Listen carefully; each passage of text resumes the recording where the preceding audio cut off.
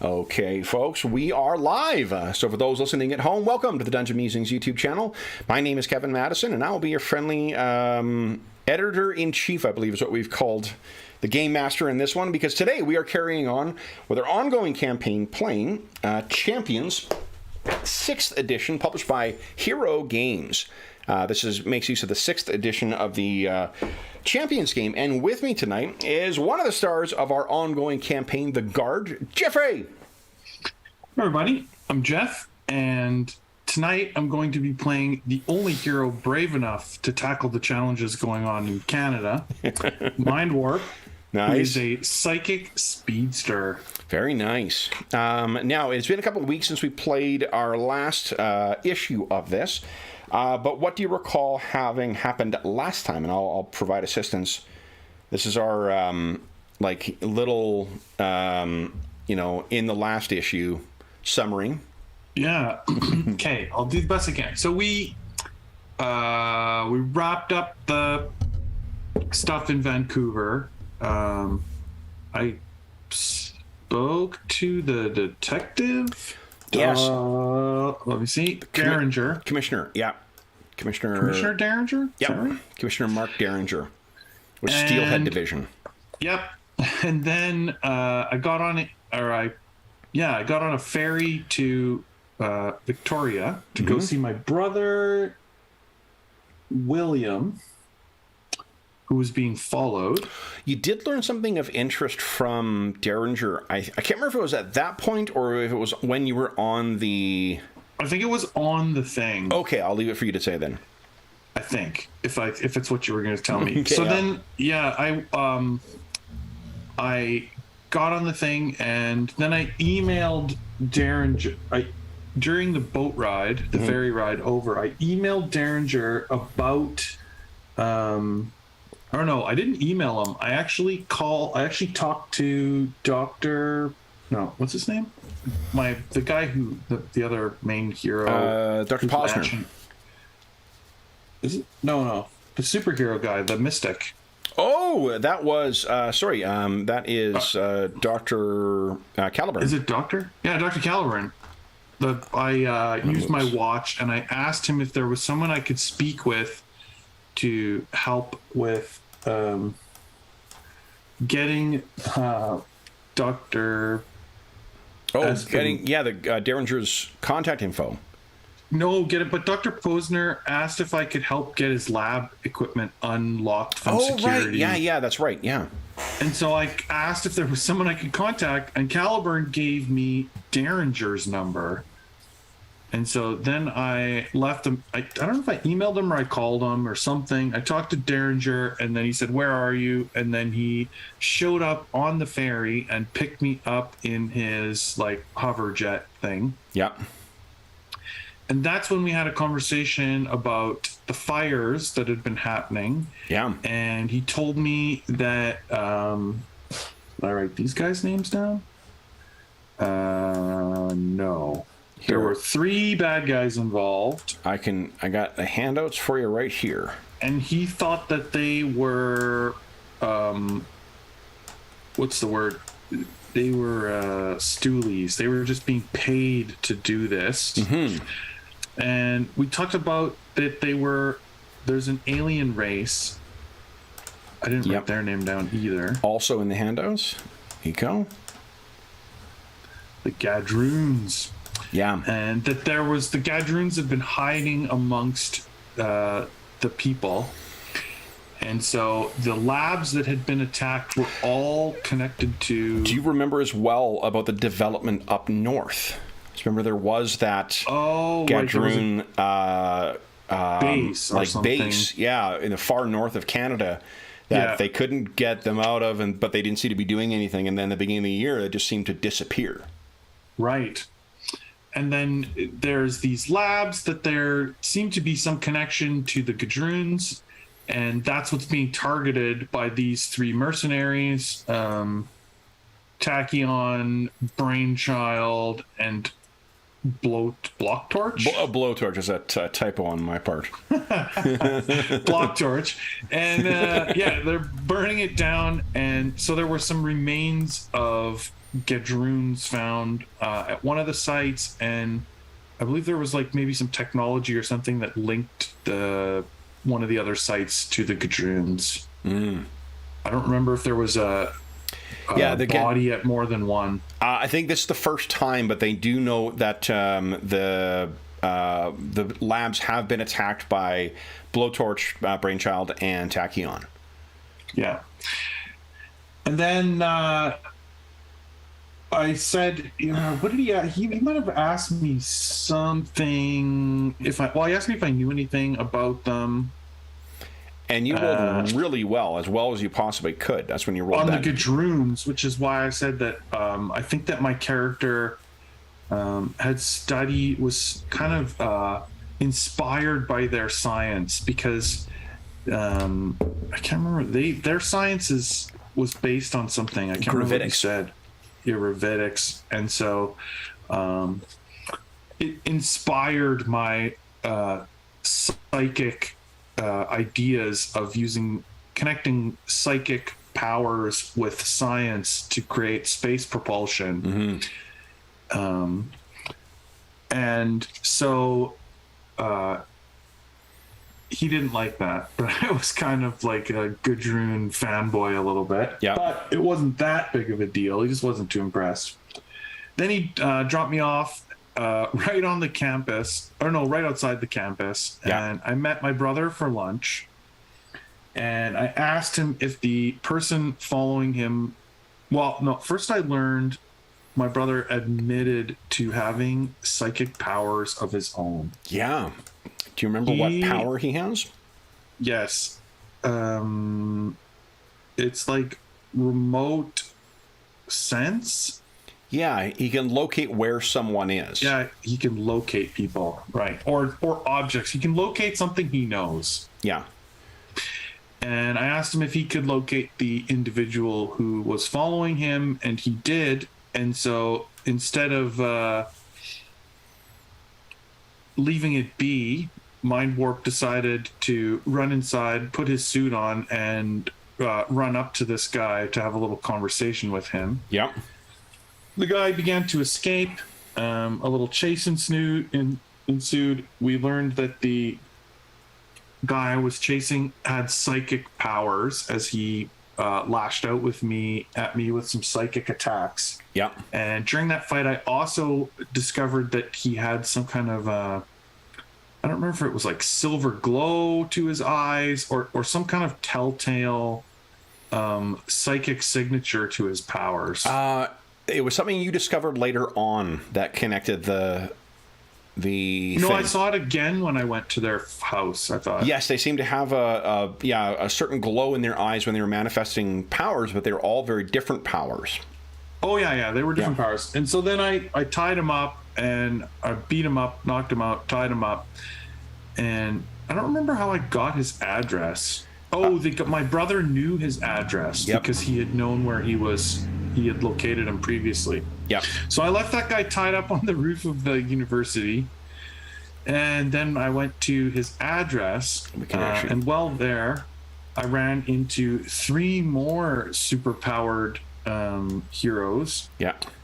One of them, I don't remember all their powers exactly, but one had electricity powers. One could create like energy knives. I don't remember what the other one did. Yeah. So I you knocked one out before you saw what it could do. Yeah, I knocked one of them out pretty quick because there were 3 of them. Yeah. And I again saw that telltale signs when they manifested their powers of the stuff in their eyes. Mm-hmm. So after I had sort of dispatched these 3 guys, I again phoned Derringer for the 3rd time in 2 days and talked to him. And he's the one who, after I described them, gave me the link that these were people who work for Simon. Yeah, so it's an organization called Psi. Psi. And Psi has a bit of not overly complicated, but a somewhat complicated history, founded by a guy whose name I believe is Dr. Poe, then Poe, the right book? No, wrong one. Number 2. Poe ended up being betrayed by his star pupil, Simon, and was sent to jail. Yeah. Simon went off on his own with a bunch of other psychics, and then Poe's son has apparently been fighting a secret or shadow war against Psi, and both of them make use of this same drug that Dr. Poe had developed, the Psi serum. Yeah, so gave these people their psychic powers. Yeah, and go ahead. I believe, did they have a file on my brother? I can't remember. They did have a file of some sort. They had an address in one of the dorms that you would have known was your brother's, and they had a couple other addresses they seemed to be monitoring. Yeah, and I was speculating that they may need my brother's location powers after speaking with Derringer, maybe to try and I don't know, use it to locate this Poe's son or whatever, or anything else. I mean, imagine right, something in relation to what they're up to. They're trying to get my brother so that they can harness his power. Yeah. So. And then I don't remember. You said there was a cliffhanger. I don't remember what the cliffhanger was. That was our cliffhanger. Is that you? They had my brother's address. Oh, and then my brother wasn't answering his phone. Exactly. Sorry, that's how it ended. Yep. You were trying to make your call, and your brother just was not answering. So we're picking up in the streets of Victoria once again, and you are down near the waterfront. What is it? Excuse me. What are you going to do? Yeah, the address of the friend that he was going to be staying at, I think. Yes, I'm pretty sure. Oh, did I? I think so. Well, I'd leave it to you. That would be something, I probably would have got him to send it to me because I would want to know where he was. Yeah. Especially once I realized that these people following him actually had powers. So, so I probably have the address on my phone. I'll probably go straight to that after he doesn't answer. Yeah. So you got his address. With the speed that you go, it's going to be a matter of minutes before you get to wherever you're getting to, perhaps even shorter. We calculated your top speed. I just don't remember what it was. Yeah, it was pretty crazy. Let's see if I got it written down. I should have wrote it down. Maybe I did. Did you?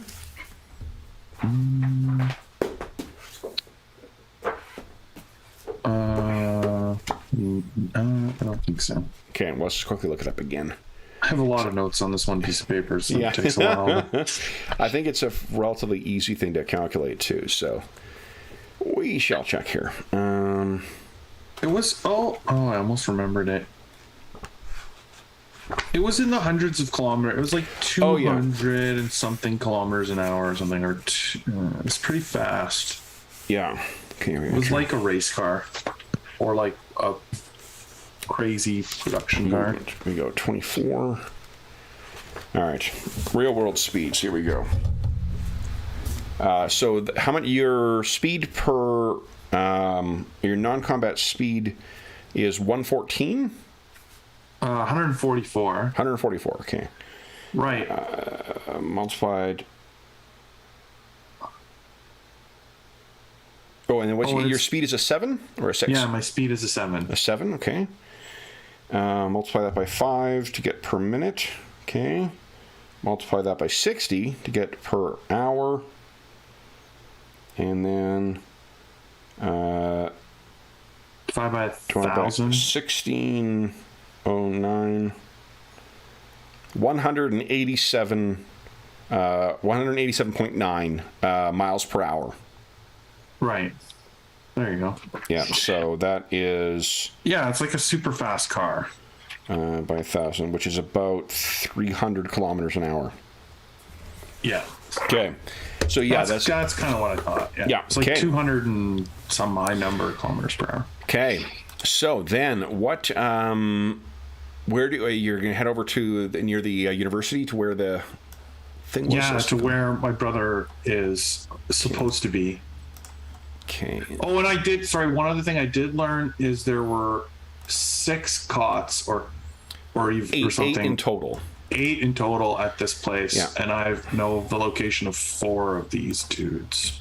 And I'm going to copy this guy because having his token at hand is easy. So there's the bottom, or the top part is the actual campus. Let me move this up here. Whoop. Okay, this was, I think, a neat perspective. There we go. All right, so that is the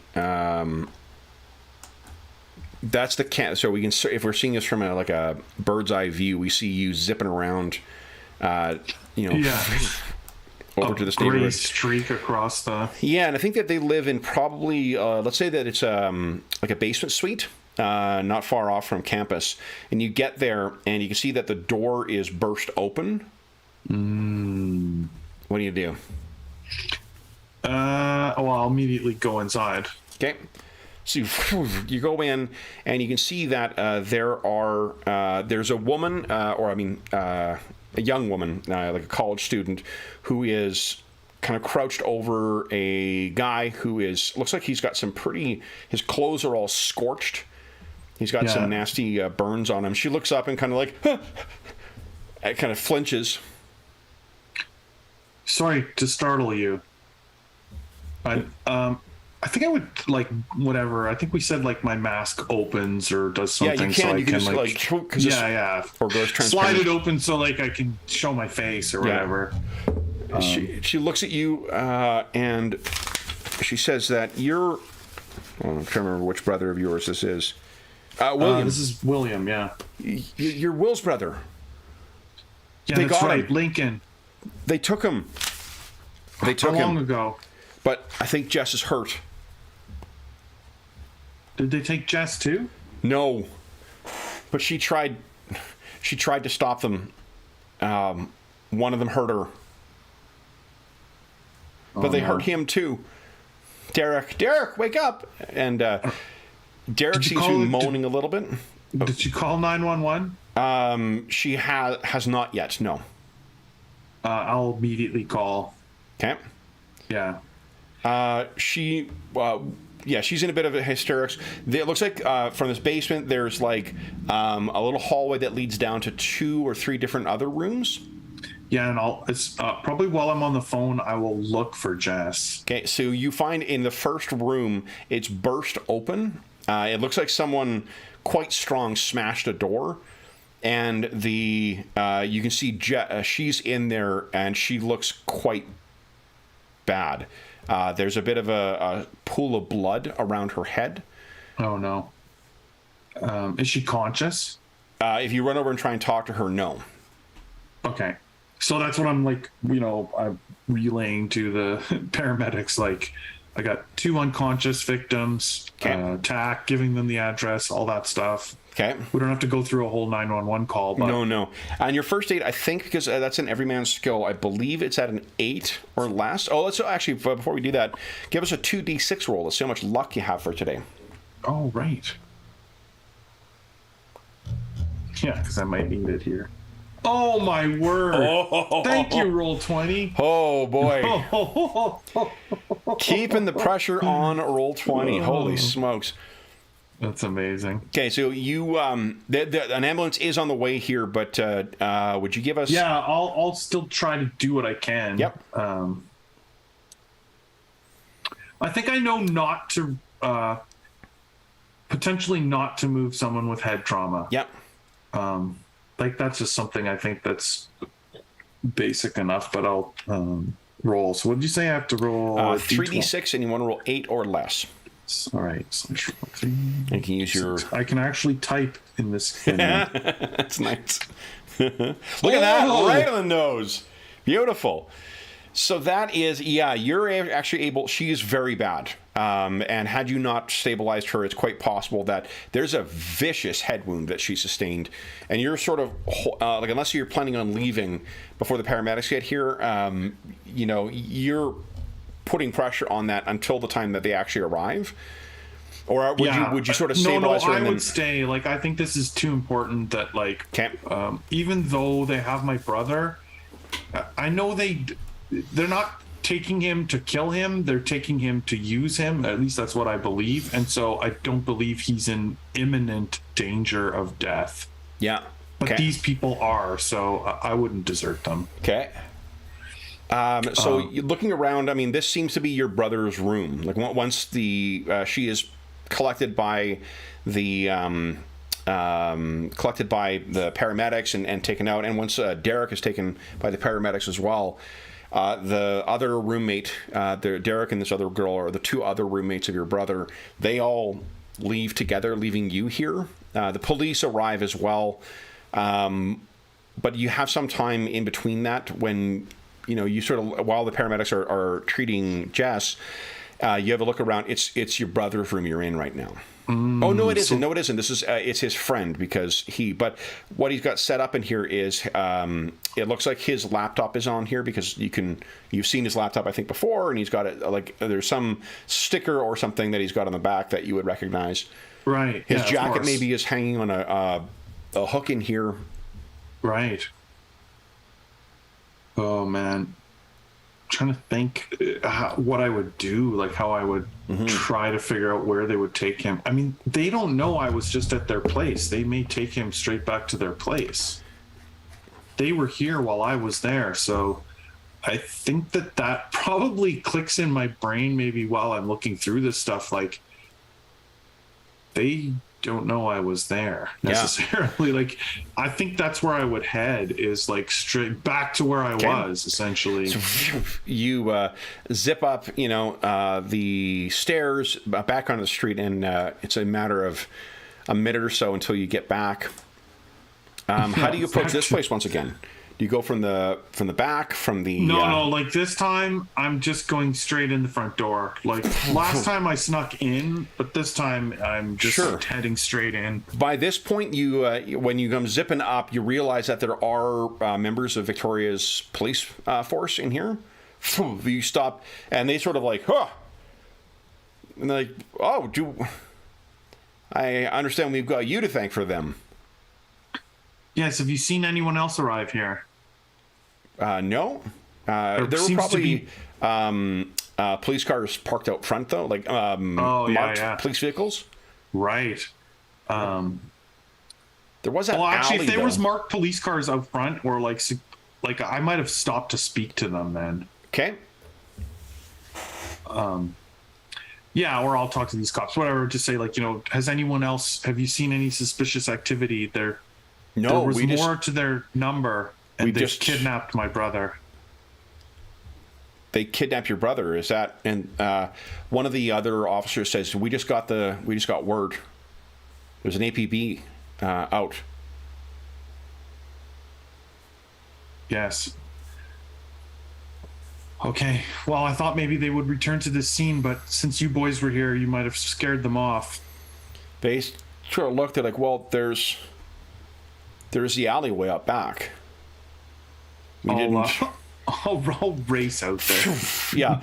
So you burst out into the street, and what you see is there is a van that is finishing backing up into the street, and it begins, you know, going away. And it is it's one of those, like, you know, newer European style vans. Yeah. The way rentals are now. So it's pulling away. And it doesn't seem to be trying to make a quick getaway or anything like that. It just pulls out and it begins driving away slowly. And there's like a florist or something name on the side. Yeah, I'll just like run up beside it, like while it's driving down the road, and like knock on the window of the vehicle. Okay, so you're racing up. Yeah. Let's do this. Excuse me. Let me grab that token again, then we'll get the initiative thing populated, and we'll start on round 12. So let's see here. I think we got you there. Now, what does this token does represent? Okay, so let me do this first. Open the big thing up. Let's click on you, mind warp, and then it is exclamation mark HT dash add.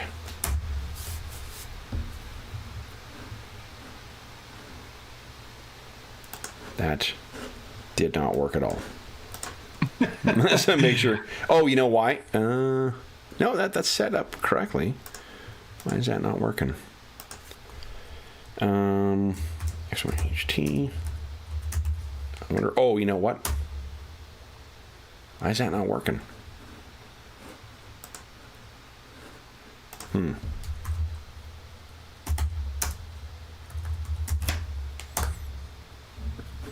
Well, that is. Here, let me see if I can populate with his.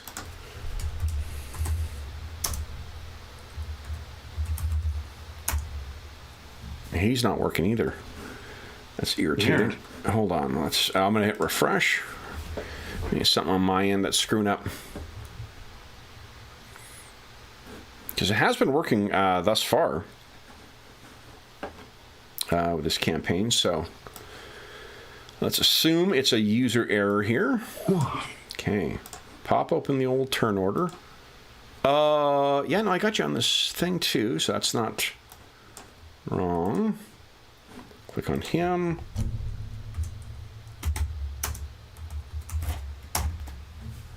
Man, why is that not working? Yeah, it worked the first 2 times. I don't know. Okay, Sessions. well, let's see here. Represents stalker. Okay.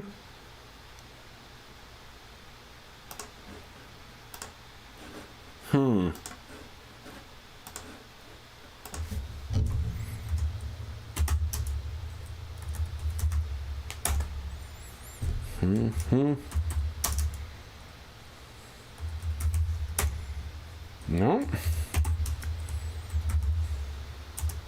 No. Strange. That is really weird.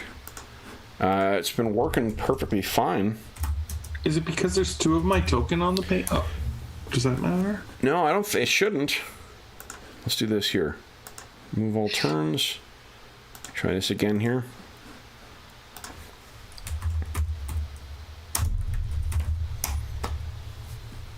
Yeah, I don't know why that's not working. That is really... Yeah, because the one thing about this game is there's a lot of turns and the order can quite matter, right? Oh, most definitely. Yeah. Okay, so here we go. Let's try one more time here.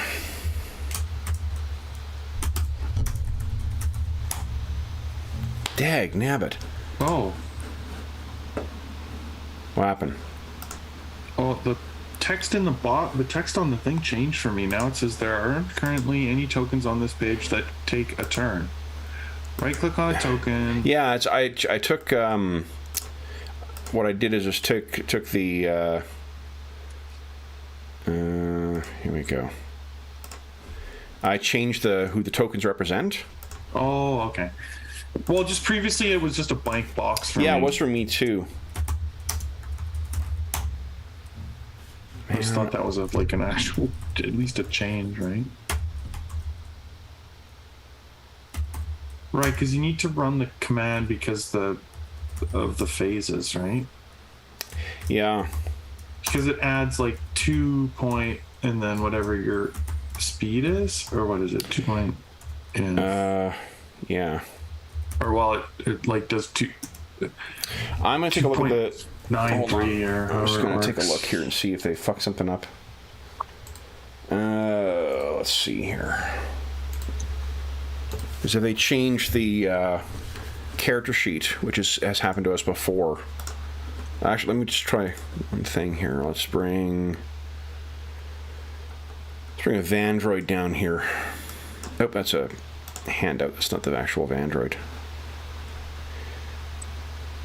You know, I would like to see in a future thing is for them to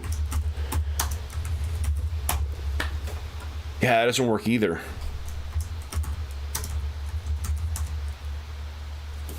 Man. No. Let's just take a look at the thing here. We could do it manually, I guess, but what a colossal pain in the ass, though. With this. I'm not saying it's not. I'm saying we can manually if we need to, but here's System 6. It is annoying. Oh, you know what happens sometimes is the fucking API screws up. So give me a sec here. I'm just gonna, because I've had this happen.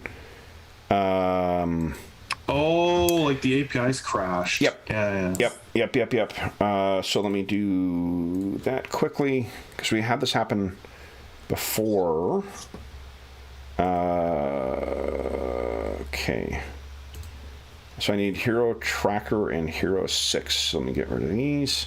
I just gotta say, Kev, Yep. It's been a long time since we've had technical difficulties on the stream. It really is, yeah.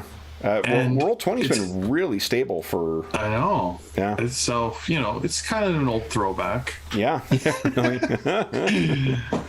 Okay, so we've got... Classic. Let's see here. Hero Tracker. Because I think this is how we fix it now that we're actually fussing around with it. I think we fixed another API problem this way last time. So that's here. What I'm going to do is I'm going to get out of this. I'm going to log out of the game here. For now. Any long time viewers will remember that we used to have technical difficulties like every stream. Oh yeah, with Roll20, my gosh. Roll20 or like communication, like somebody's mic or camera.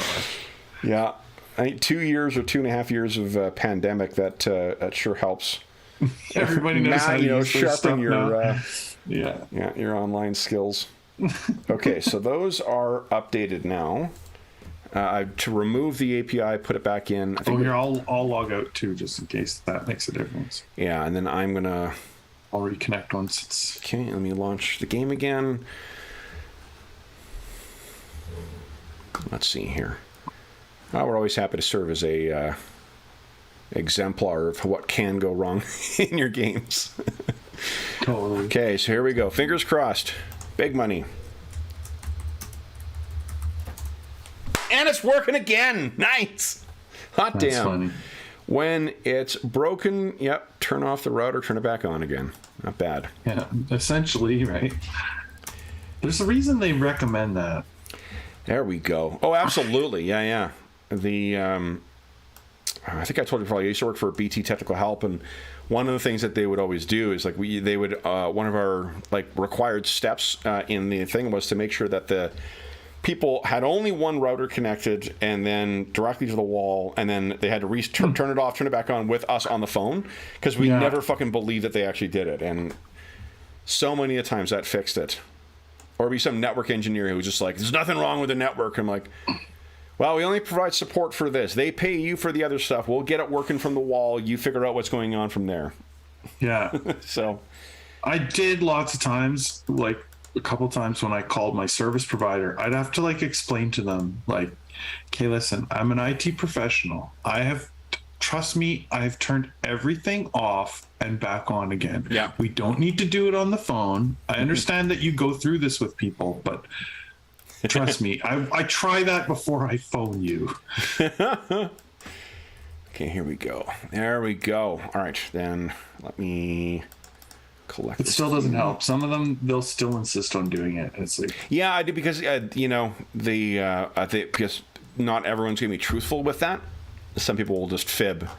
No, right. I tried that. I'm like, well, let's try it one more time. Nothing lost in doing it. Well, that's why I tried to try to calmly explain to them, listen. Yeah. I do what you're about to do for a living. Just check the next thing on the list. I would not be calling you if I did not have to fucking do this. So yeah. All right. So what you see is there are a couple of these guys in the vehicle, it seems. No, there's not duplicates of them, but there are. All right, they're different generic looking dudes. Exactly. I do apologize to this actor, but this person there are 4 clones. Yeah. I'm sure that you are very special. You are just acting as a stand-in for us. Oh. All right, so we'll start with round 6. You go racing over to the van, and what you see is one of these guys is driving along, and he kind of he sees that you're keeping pace with this van. Yeah. I think I've got. Let me just check. I did not pull my vehicles book out, but I think I've got some sample vehicles either in this or in my here 186 in my Champions Complete. Here we go. Nope, that's just generic rules for building them. I don't want to build a van. Jeff, hold on. I'm going to build a van. One sec. It shouldn't take long. Let me open up my Hero Builder software. And here we go. I thought there was. Okay. So this thing is moving along. Ooh, 46. So it's much slower than you. Maximum 552, though. So. Yeah, like if it has enough. What? It's maximum non-combat. I think the max is that might actually be the maximum range. Oh yeah, because I was gonna say like, that's like that's in one 3 turn. times how fast I am. No, that's in the full turn. Yeah, not per phase. Not per segment. Yeah, because I was gonna say. Yeah. Okay. No, that van would be setting world records. Yeah. Vans in the Champions world are surprisingly the fastest vehicles on the planet. Yeah. So this guy sees you then and kind of, is a bit shocked. He talks to his. Well, what do? You still have an action. That was only you're only need half. Yeah, movement to keep up with my this indication is like to pull over and sort of. I'm going through the logic here of like if they won't pull over, then these are the bad guys. Like that's sort of like my my logic here, right? Yep. Like. So then the guy driving for his phase 12, he kind of. Remember, you gotta on your turn. You gotta assign your points where you want them. Remember, you can't assign those ones that need move through. But if you do want to put the whatever points you do have, your combat levels. Do you have any combat levels that can be assigned when you're not moving through stuff? No. Okay, so then it's just your DCV. DCV is an 8, right? Wait a minute. Or did we change something there? I can't remember. Maybe we talked about that. About saving up points to change some of my hand-to-hand so that we might have been you may have thought that. I don't remember us talking about that. I think I just asked you about the cost and then or if that was possible, or I can't remember now. Yeah. This was like the end of our session last time. Yeah, like maybe even after we stopped streaming. So okay, yeah, right. So one of them is for only Mind Hammer. When you're in Mind Hammer, one of them is only for move through. Move through. Yeah. Okay, so your DCV is an 8, I believe. Then, right? Yes. Is there none? Why is it not displaying there? What? PCV? No, on the combat tab, normally it shows what the amount. Oh, other modifiers. That's what goes in there. Got it. Okay. So you have an 8. So then this guy driving first is going to try and ram you with the vehicle. Yeah. So his OCV. Yep. Is. There we go. Not great. So 5. Let's see here. 60. I need 8 or less to hit you.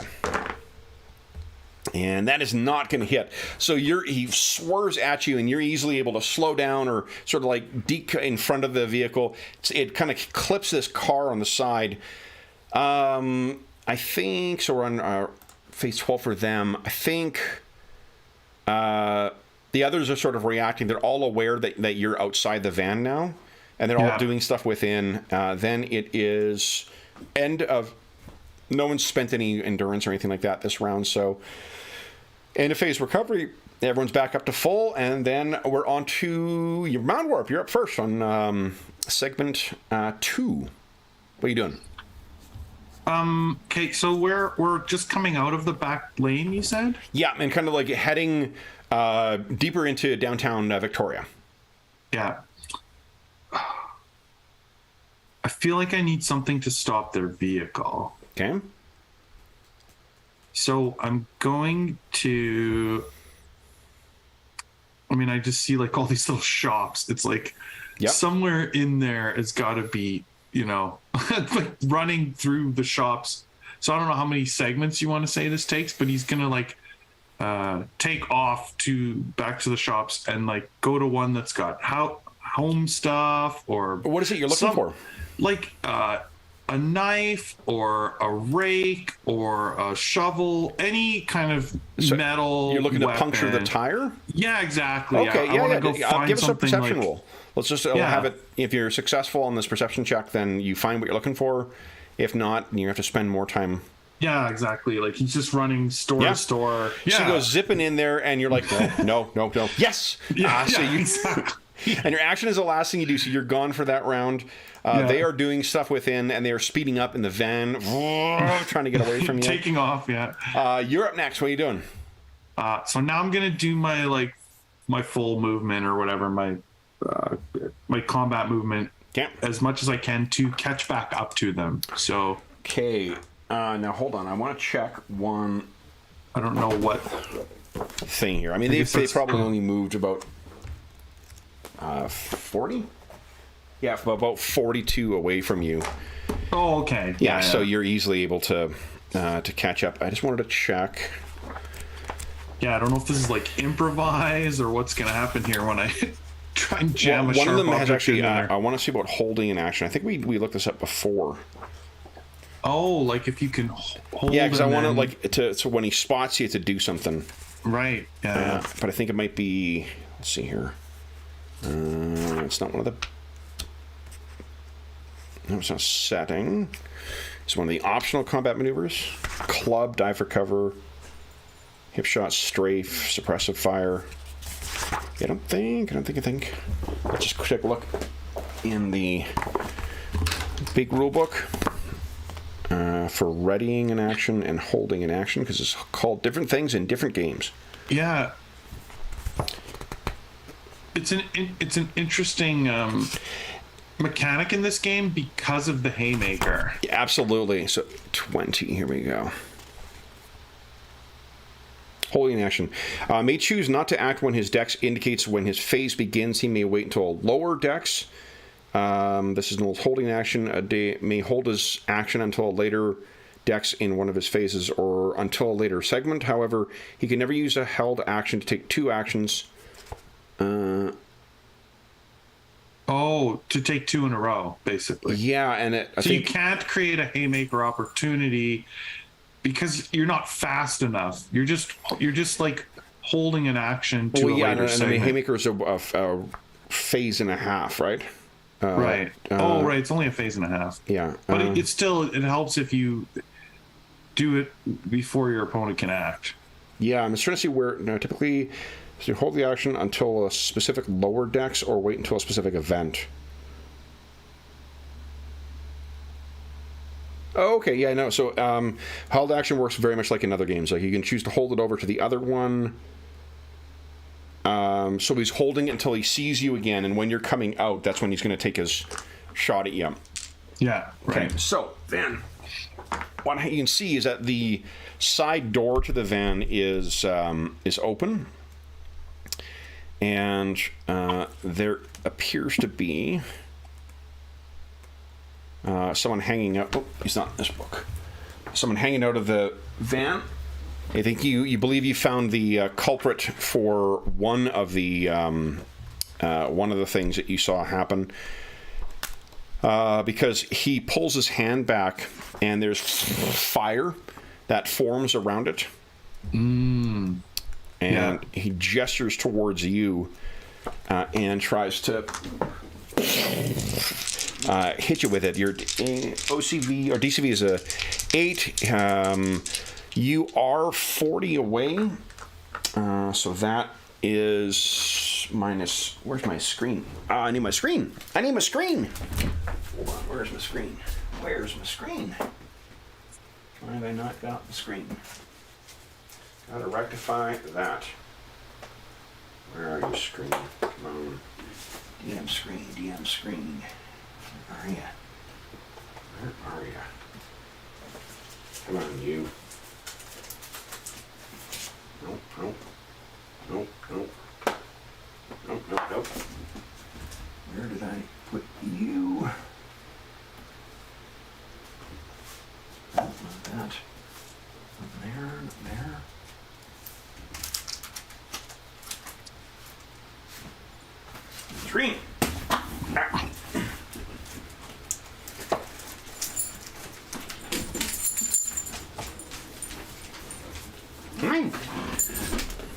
Anna came to help. Thanks, sweetie. Anna came to help look for the screen. Okay. Nice. What a helpful girl. What a helpful pup. All right, so let's see here. I want it with the late, great George Perez art on it. Okay. She has -8 to hit you. It's got a little bit to offset that. So I need a 5 to hit you. So not a great chance.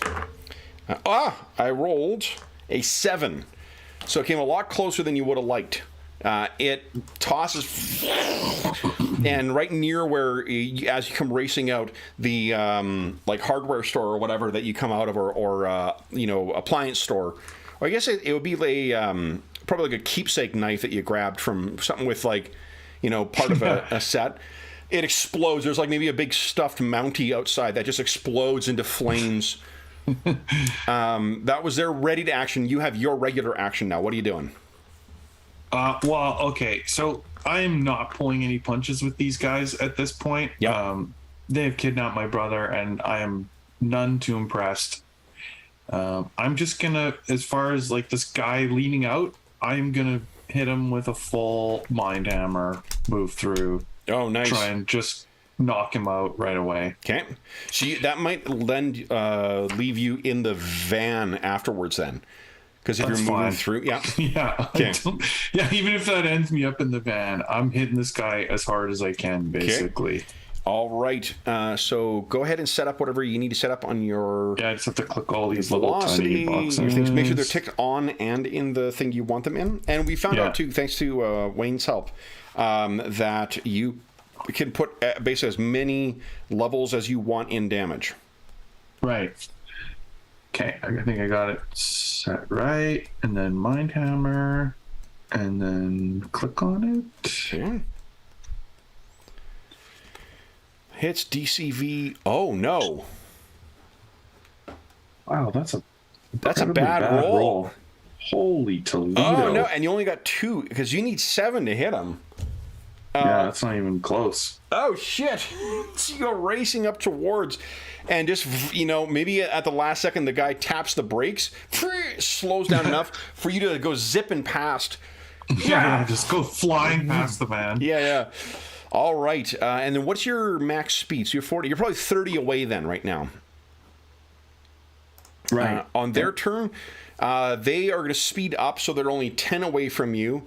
The fire guy, you're on the other side of the van, so I think he opens the... is there 2 doors in this? Probably not. And he's going to clamber on top, or sort of be looking over the van as he's coming up to you, and then going to try once again.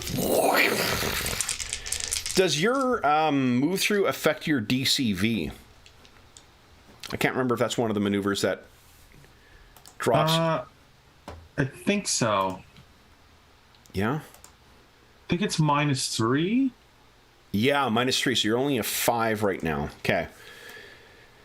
So he pulls this back again and then tries to fire at you. 10 away is... How does it calculate what DCV you hit? It's so you rolled a 15. Yeah. So you're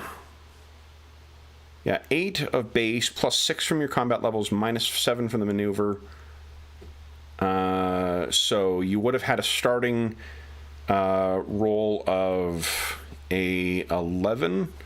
I can tell you what the new math... sorry, I don't know what the... Oh, the maneuver is -7. That's why. I was just wondering, I put all those combat levels in. I was wondering why it's so bad. Yeah, I guess just because you're... I mean, the rolls... The maneuver is -7. Yeah. To hit. Oh, okay. I didn't realize that the maneuver was so penalizing. Yeah. So, what he needs to hit you is a... It's still a -4 to hit you because of the range. So, that means... Oh, no, they can move right up on you because you were only 30 away from them. So they'll drive up, and then he's going to hurl at you at short range. He needs 18 minus 5 is a 13. 13 or less to get you. And that is just on the nose, 13. So let's roll. This is just energy damage. And, oh, should be, there we go. 29 energy damage. But what is your defense right now? Well, I was just figuring use 20 minus my endurance. Yeah, so normally it's 28. Don't you get something extra when you're charging, or is that only PD? For what? I thought you had a boost to... Oh, no, that is your speed or toughness is included in that. Okay, so you have 28... Is that right? Yeah, 28 total for your defenses, because it's your resistance plus your regular. So that means you take, I think, only 1 point of damage. 1 stun, no body. 1 stun. Okay. Okay. And then... do that here. Okay. And then he... And... then one of the others is going to try and hit you with the mind whammy. Your DMCV, I think, is a 3, right? Mental combat battle? Yeah, it's only 3.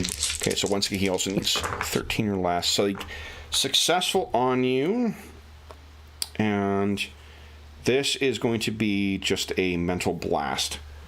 So this is just stun damage, and it's going to be compared to your ego for stun purposes. And it goes right through your... So that's a shit roll. 13 points of damage. And that's my ego.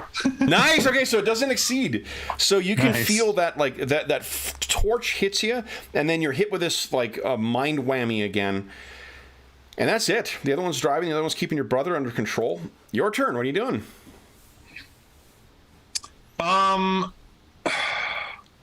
Well, I guess I can't really do the... Here, I'll take your stun off for you. Because now they're, like, beside me. Here. So... Here you go. I will use my... mind spread attack. Okay. And I just have to change my thing. That is a strike. And turn these off. I wish there was like a turn all off. Or turn all on. 10 is an annoying number to... You don't notice it when you've more than one player, because I could like be thinking a little farther ahead of what I'm going to do. But when it's just me and you, it's like check, check, check, check, check, check, check, check, check, check, check, check, check, check. For those at home, that's 20 or whatever, 16 check boxes per time I change my skills. All right. Okay, so here we go. So this is the one that's got auto fire, right? I don't know. What is this is the one. Oh, no. I think I keep thinking of it. It's just the punch, yeah. Okay, so you go racing over. Oh my God. Thank you, Roll20. I'm not rolling my shit. D&D stats for my new character. I don't need to... Yeah. Like, so the only... amazing Oh my gosh. Fortunately, you got another round before they have another action. So you race over and you swing at this guy, and maybe because your brother's at risk. I mean, that this clearly... You're off your game right now. What do you want to do next? Well, clearly this guy is on the one side. I'm gonna like maneuver around. Like, I don't know if we're on the right side of the vehicle. You're on the like right side of the vehicle, the passenger side of the vehicle. I'm gonna move around to the other side of the vehicle and take out this knife I'm holding. This like whatever. And I'm gonna like I want to do sort of an improvised attack here where not only am I trying to puncture the tire, I want to like try and maneuver it in such a way to basically like shred it, like use my super speed. Use your to, mind like, spread on it. Just, we'll use that attack on it. So you zip around the other side. Go ahead and make your attack roll with mind warp or with mind spread again. Okay, come on. Let's roll something reasonable here, game. Thank you. Come on, there you go. Nice. Yeah. So you hear it blows out on the one side. And is it the front or the back you blew out? I'm just trying to think of event. Maybe the front, because they're probably they're probably rear wheel drive actually. So I'd probably take out the rear wheel. Okay. Also, the rear wheel going out is less likely to make it go ass over tea kettle. Yeah. Like I don't want to. Right. I'm not trying to cause a big thing. I want to stop this vehicle. Yeah. So so the back is out. He needs to make a piloting check here. Which he actually rolled. I rolled an 8. It's going around. They can't see you right now. I think one of them's going to have to go. The fire guy goes to the back of the van, throws the doors open. Yeah, the back doors are now thrown open. So he's trying to see where you are. So if you are back, you can now see in and see that your brother is in there. He's not going to be able to attack. The guy's not going to be able to attack this round. Fire guy won't, at least. You're not sure what power the guy watching your brother has, if any, but the guy in the passenger seat, I'm going to give him a little bit of a penalty because it's an awkward thing. He turns around and tries to see you again, looking out the back of the door, and that's a really bad roll. I'm going to do the math quickly. So I got actually, it's not that bad. It's 13. I need 8 plus, that's 19 minus 3. Oh, no, I need 16 to get you. So you can see him, and you're like, well, and then you're hitting them with that mental blast once again. So that is 17 points of damage right through your armor. Just stunned, no body. And you are stunned, so you sort of like stagger along. You're going to have to. It doesn't compare to ego, this one? No. The thing is, it doesn't just flat up. It's damage that you take, and then you also remember how like when you take a certain amount of stun, you compare that to your constitution to see if you're stunned.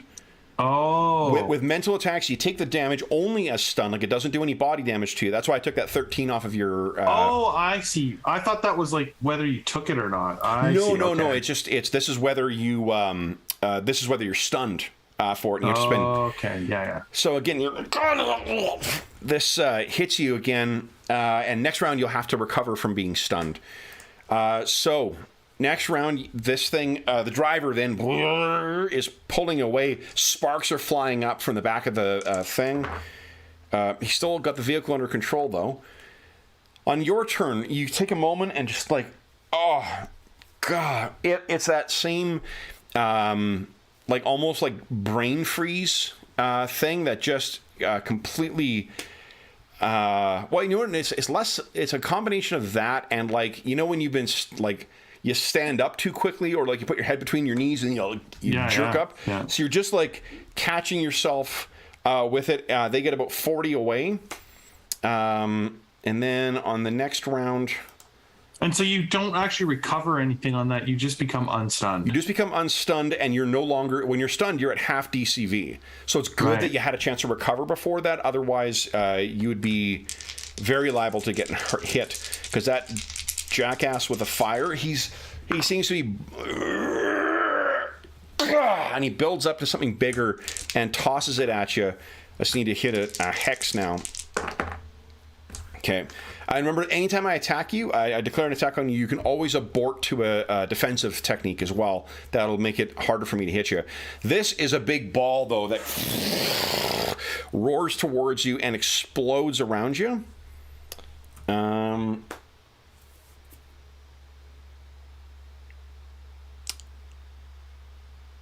What I want to check is the timing of automatic powers.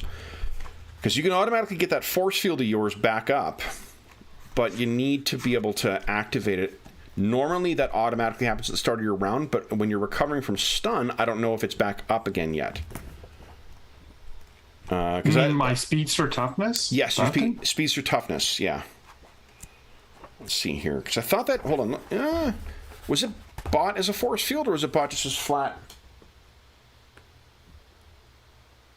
Hold on, let me double check here.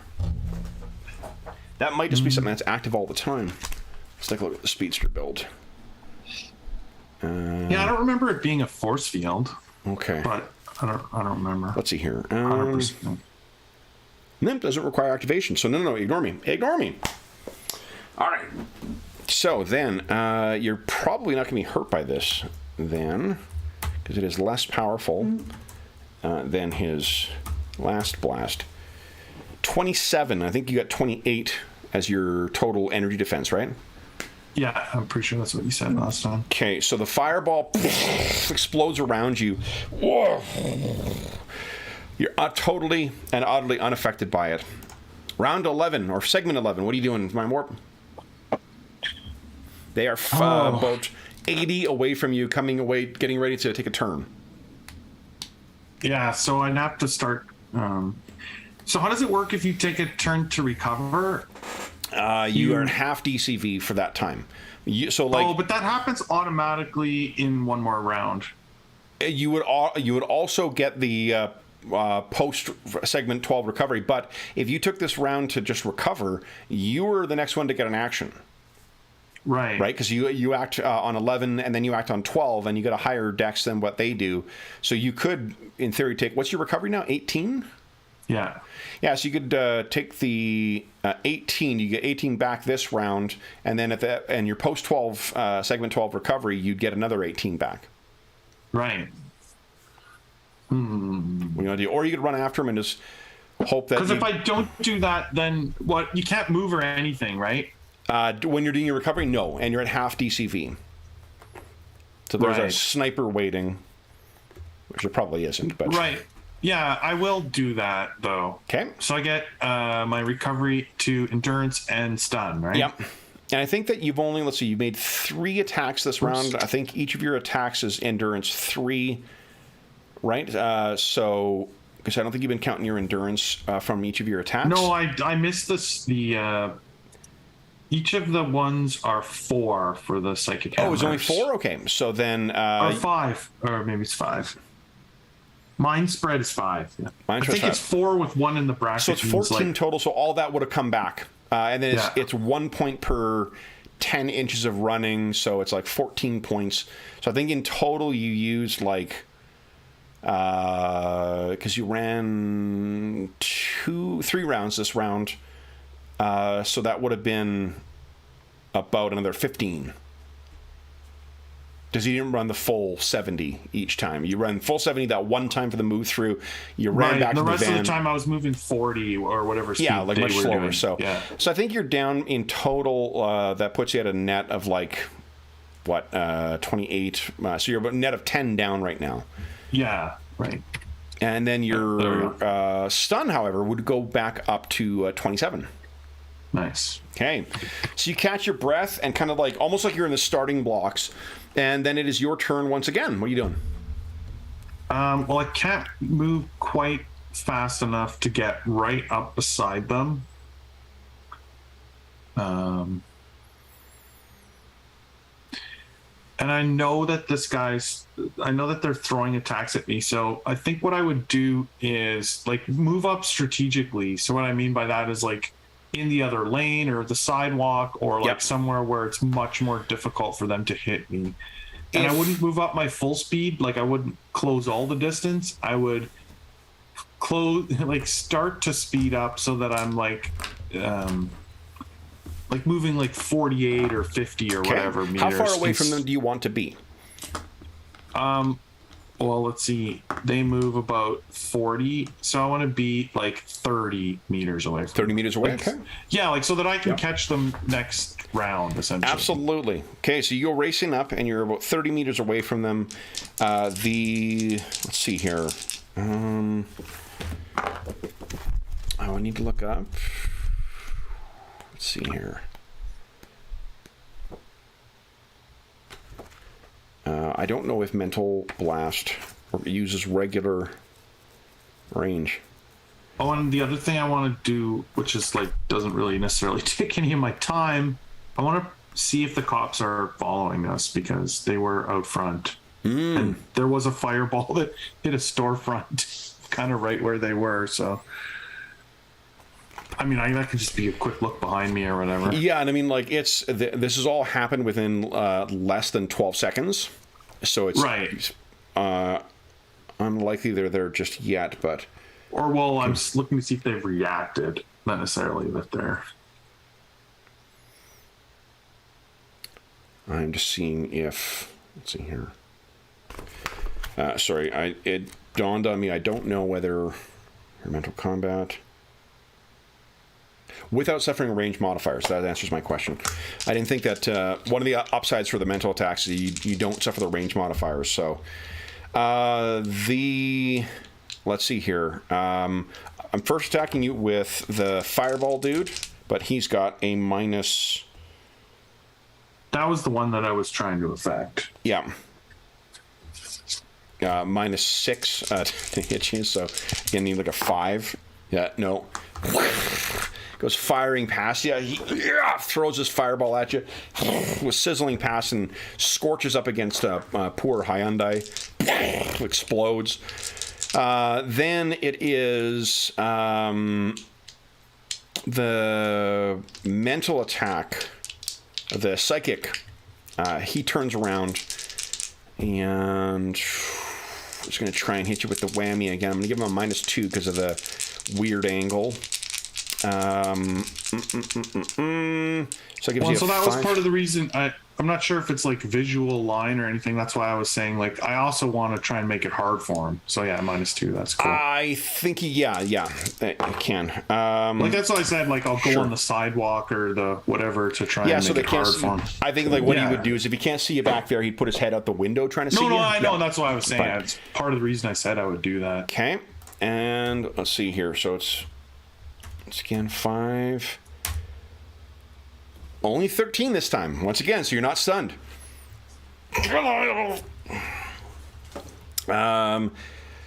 That is all of their turns. Hey. Nice. Anna says hi. She wishes you luck. Yeah, good girl. All right, and then that is post segment 12 recovery. Gain your recovery back. And then it is, once again, your turn. So you'll be back up to 32 for your stun. Yeah. Okay. So the that mental attack really, again, did not seem to do much on you. What are you doing? I don't really know what to... I'll describe what I want to do, and then you tell me how we model this, or if I'm stunting something or what. I don't like this psychic guy. He is sitting in the passenger seat of their van. Mm-hmm. I want to now run up, catch up to their van, and do the grab by or what, like literally like punch through the window and rip him out of the vehicle. Yeah. So that'll be a grab by. Yeah. Yeah. Like, classic superhero maneuver. Yep. Anna is trying to help here. Her wet nose just got all over my book. Yeah. So thank you, Anna. Sweetie, please. It's one of those POD books. So it's the printing, the papering is not great. So now their van is all very slightly wrinkled from a wet dog nose. Good. Damage that van. That makes it easier for me to rip them out. All right. So and then so you will race up. Select grab by. Yep. Select your grab by, and then make sure you've got your. I think one of your sets of bonuses can apply to grab by. Oh, hold on. Grab by doesn't work. Remember, that's the one that didn't calculate your. Didn't calculate something properly. Oh, right. So let's just quickly. Yes, that's right. Grab by does not work. Yeah. Oh, was the move? Wait, hold on. Move by didn't work. Maybe grab by does. Let's take a. Oh, yeah. For sure, move by doesn't. I don't think we've tried grab by yet. All right. So then get your. I think any of your levels apply here, but no. Go ahead and. So which thing do I click? Like just the mind spread or the... Like, that's what I'm not sure which. I think there's one. Don't we have one that's just your unarmed attack?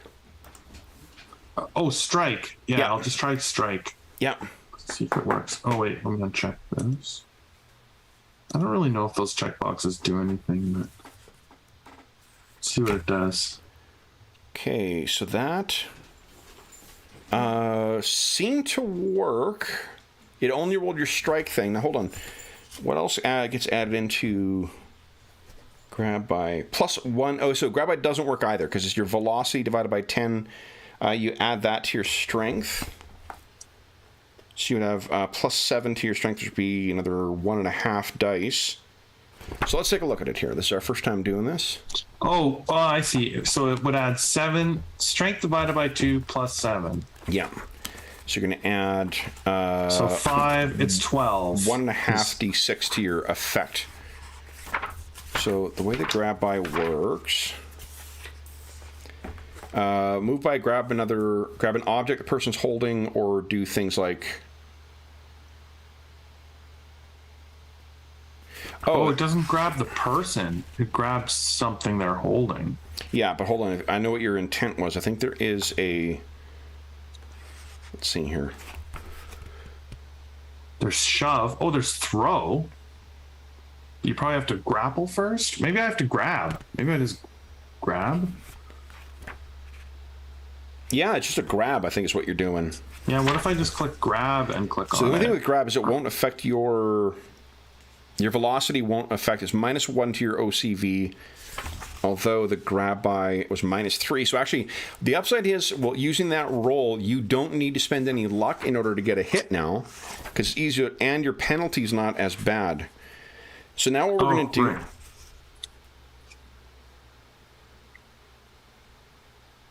Oh, it's a combination of grab and move by. So I'd let you try and grab a person with that too. I think that's the way that we model that. Okay.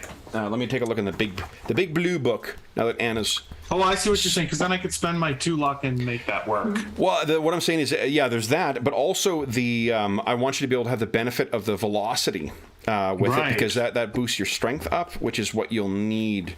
Well, which is sort of what I'm trying to do, right? Like, use my speed to, like, rip them out of the vehicle. Exactly, yeah. So you add to your strength. So your strength, what is your strength normally? 10. Okay, so your strength is as if it's a 17.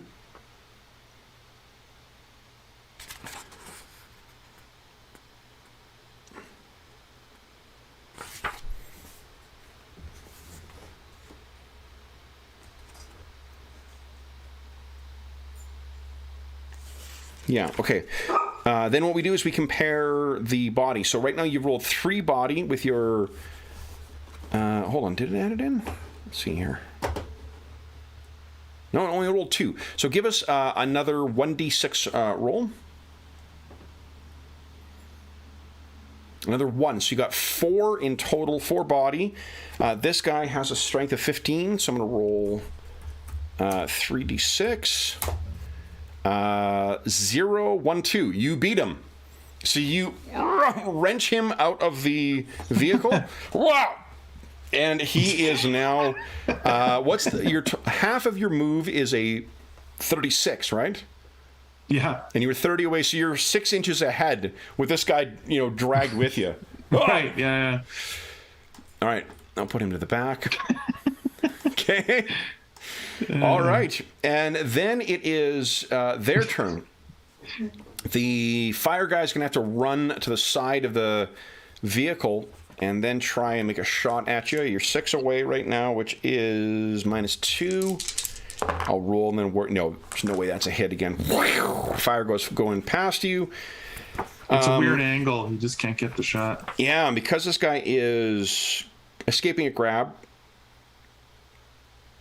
Right, I guess he could try and break my grab. Yeah, but now you don't get the benefit of the velocity to yank him out. No, go ahead and give us a 2d6 roll. I rolled 1, 2, 3, 4 in total. I need to roll double yours in order to escape, though. 2d6. Oh, wait, hold on. That's not right. I just need to roll more than you. If I roll twice I escape and then get an action on top of that. So you just need to roll 2d6 from your strength right now. Okay. Come on. Nice! 1, 2, 3. So he escapes but does not get an action. And I'm going to say that he was moving at 30. Why don't you give us a 3d6 roll? Right, because now he's like he's suddenly to the tumbling ground. along on the pavement, right? So Yeah. 9. Okay, so that's not 2. Yeah, no, this guy tumbles along a bit, but doesn't seem to be significantly hurt by it. The driver is going to try and hit you. Speeds up. Nope. And actually, that's bad enough to lose control. The thing slams into the side, and you hear a pop of another tire, and it's now screeching along with the 2 wheels gone. I'm going to say it's only able to move at half speed right now. So it's very, very slowly getting away. Yeah. Your turn, Mindwarp. What are you doing? Well, okay, so now this guy that's like tumbled himself onto the road, this other psychic guy. Yep. Now I am lining him up for a full move through. He is also prone, hammer. so he's at half DCV, so he'll be much easier to hit now. Yeah, I'm hitting him with the big guns. You son of a... Yeah, exactly. It's so funny. I didn't necessarily have a great move to do to him while he's held. The fact that he breaks my grip and leaves himself on the road is actually good for me. Yep. Go ahead and make your tackle. I'm just clicking my 16 boxes.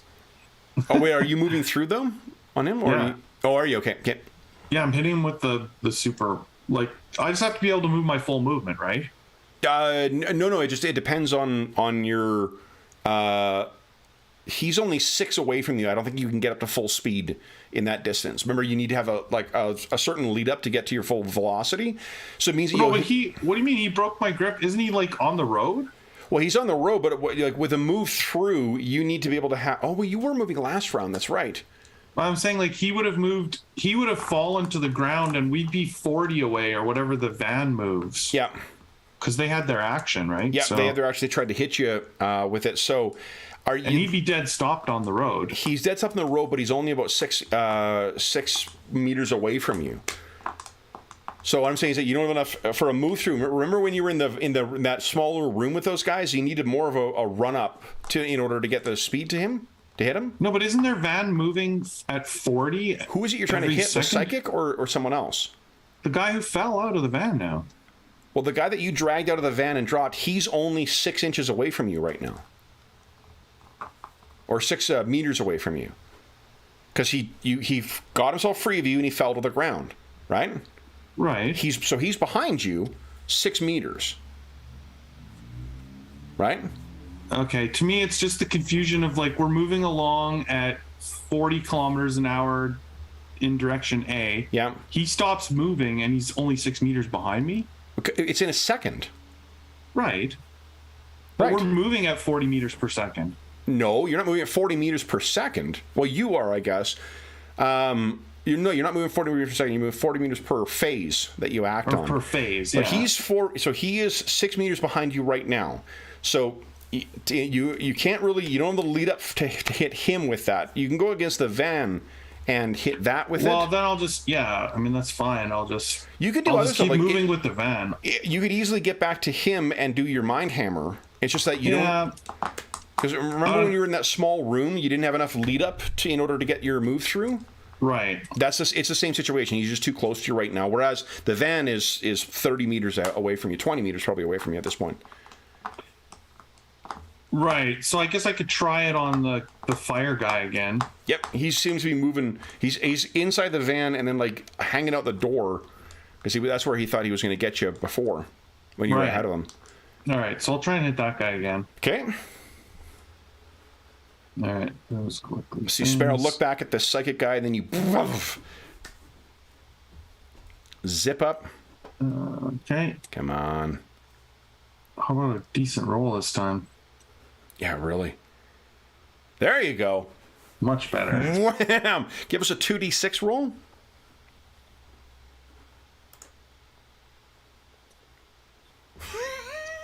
So you hit him so hard. You come running up, leap into the back of the van, and then carry through hitting him.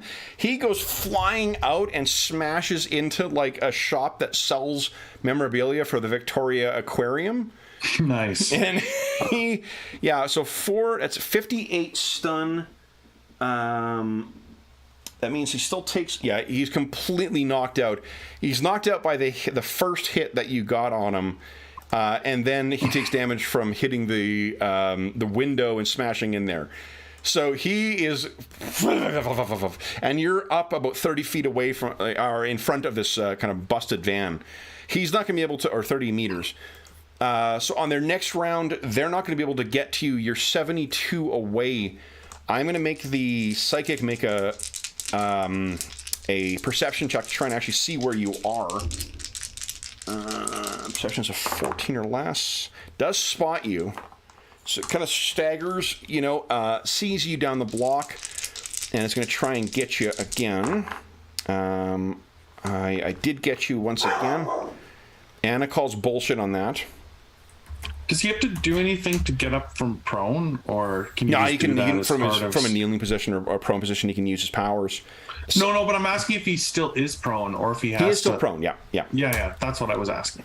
18 this time. Oh fuck her! Like that guy's so annoying because he's constantly stunning me. Yeah, he is. However, almost optimal charge distance right now. Well, but I'm stunned, so. Oh fuck. Right. So then the driver is not going to be able to reach you. Actually, I think what they're going to do is the driver's like, go, go, go, go, go. The other guy gets, grabs your brother, grabs Will, and forces him sort of out the back of the vehicle. The other guy gets out. The driver gets out.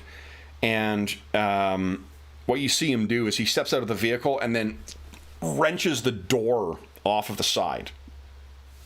He doesn't do anything else yet, but he seems to be quite strong. Your turn. So recover from stun. Then you have another turn. What are you doing? Now I can charge this guy finally. So there's a guy who's got the door, the super strong dude who pulled the door off. There's a guy who's got a gun in your brother who's taking him away, and there's the Psychic who's on the ground. Yeah, the Psychic needs to be ended because... I had a feeling. Yeah, I don't like that guy. Yeah. All right, so I'm going to hammer that guy at full power. Okay. This. Yeah. Oh, yeah, that's a huge roll. Good. I was saying he was going to, because I knew you were going to roll good, he was going to abort to dodge. That still doesn't save him because he had 15. Oh, really? It was a 2d6. Yeah, 15 is huge. Like these guys are not, top tier superhumans, so... gives a 2d6 roll. Let's see how far he's knocked back. 11. That's 22 meters. So you go racing down and slam into this guy. Now, hold on. You take... That is crazy Yeah, far. you only take half damage, so I don't... Hold on. Does 27. Actually, you almost feel that. Oh, yeah. Yeah. So it does... So I think it doesn't quite get through. Isn't your physical is a little bit higher than your energy, isn't it? Yeah, and I have the 10 bonus when I do this move. Okay. So yeah, it's like 32. Really hammer. Yeah. So you hit him hard enough. So the Psychic is likewise going to be out of the... slams down and then crashes into... I think there's like an ice cream truck that stops, and he slams into the front of that, and you hear that kind of like... It's the slow calliope music that's winding down as the thing loses power. Then it is their turn. All right. The super strong guy is going to throw this door at you, but you would be at this point, I think 20 meters away from him, give or take, in the range up to 32. So that is -6. I'll roll and then I'll do the math. Yeah. This door goes sailing past you and lands and plants into that ice cream truck. Yeah. The other guy drags your brother, and I think he'll shoot at you. He'll turn and fire that pistol at you. That doesn't hit either. A 12 is not good enough. Then it is your turn. What are you doing? Well, I'll put the green for the Hulk for the super strong dude. he's only about 20 meters away, you said? Only about 20 meters, more than enough for you to get up speed if you want to do a move through. Oh, okay. Yeah, well, third time, just keep doing it. Okay. It seems to be working on these guys, so yeah, I'm going to slam this guy. Like I said, I'm not pulling any punches with them at this point. Yep. So, Okay. there we go. Hopefully it's another good roll. Okay. Oh, it's pretty good. That hits. However, give us a 2d6 roll. He's a brick. He is, yeah. That's the thing, is the knockback. Well, 8. I got to check and see if he's got 8 points of knockback resistance. Anna's hoping not. No, because then it hurts me a lot. Yeah, then it hurts quite a bit. Okay.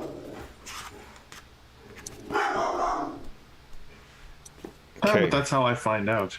Absolutely, you know, and I mean, you know, in the heat of the moment, minus 10 knockback resistance, so you're taking full damage from that, but so is he. He has 23. And because he is... Why is she so upset? That means he does take 26 damage, so that means he's at that right now. And that is not more than his con. So you racing up towards him, and wham, he's like dragged back a little bit. You know, it digs into the concrete, but that hurt you. You do apply your full PD to it, though. Okay, so I take 49 minus, what do you have, 30 of physical? Well, I have 24 on the core. Yeah. And then I have the plus 10 for so 34. So that means you take 15 points of stun. But it takes away all my stun. Fuck. So you hit him, and you're only at 0 though. So go to -1. Yeah, -1. Sorry. Okay. And it is not more than my con though. Okay, so I don't know if that matters. It doesn't, because but it's a good question, because you don't like when you're knocked, when you hit 0 stun, that supersedes any stun condition. So you don't need to like heal up past into positive stun and then also recover from being stunned. Right. So there's it's a good question. Okay, so for his round. Oh, sorry. Okay, so that was you. So you're on the ground. You need to recover next round. Otherwise, like, you're not losing extra stun or anything like that. You're sort of groggy and on the ground. Then it is their turn. The super strong guy says, "Take him! I've got this one." And he grabs you. You're at a 0 DCV, so really, as long as I don't roll an 18. Grabs you, and then he is going to throw you. So we need to figure out how much excess strength he has on top of being able to lift you. So he picks you up. You weigh... an adult human is a strength of 10. So that means I can throw you 64 meters. Ouch. Yeah. So he is going to, you know what he's going to do? He's going to throw you in the fucking water. He throws you in the bay. So you're 64 meters away.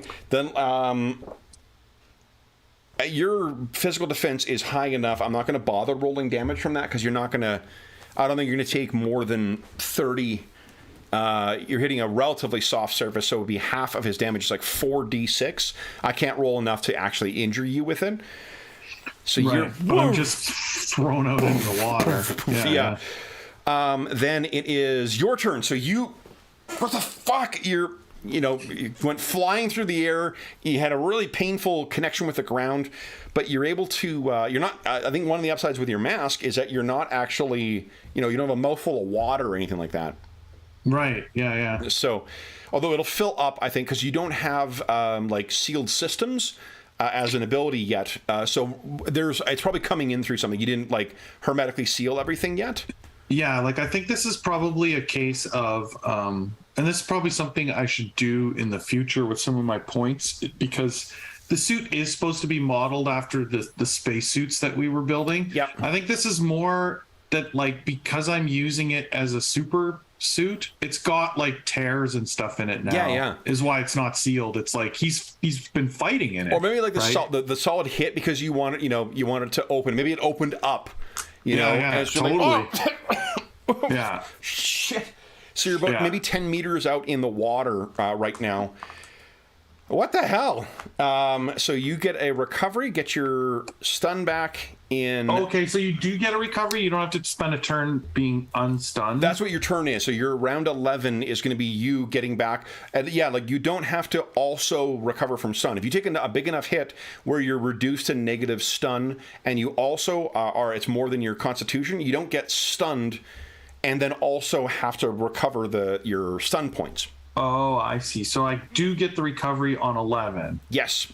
So you'll get 18 points back. You're at 17 in positive and 75 for your endurance. As you kind of come to, you're treading water out here. What are you doing?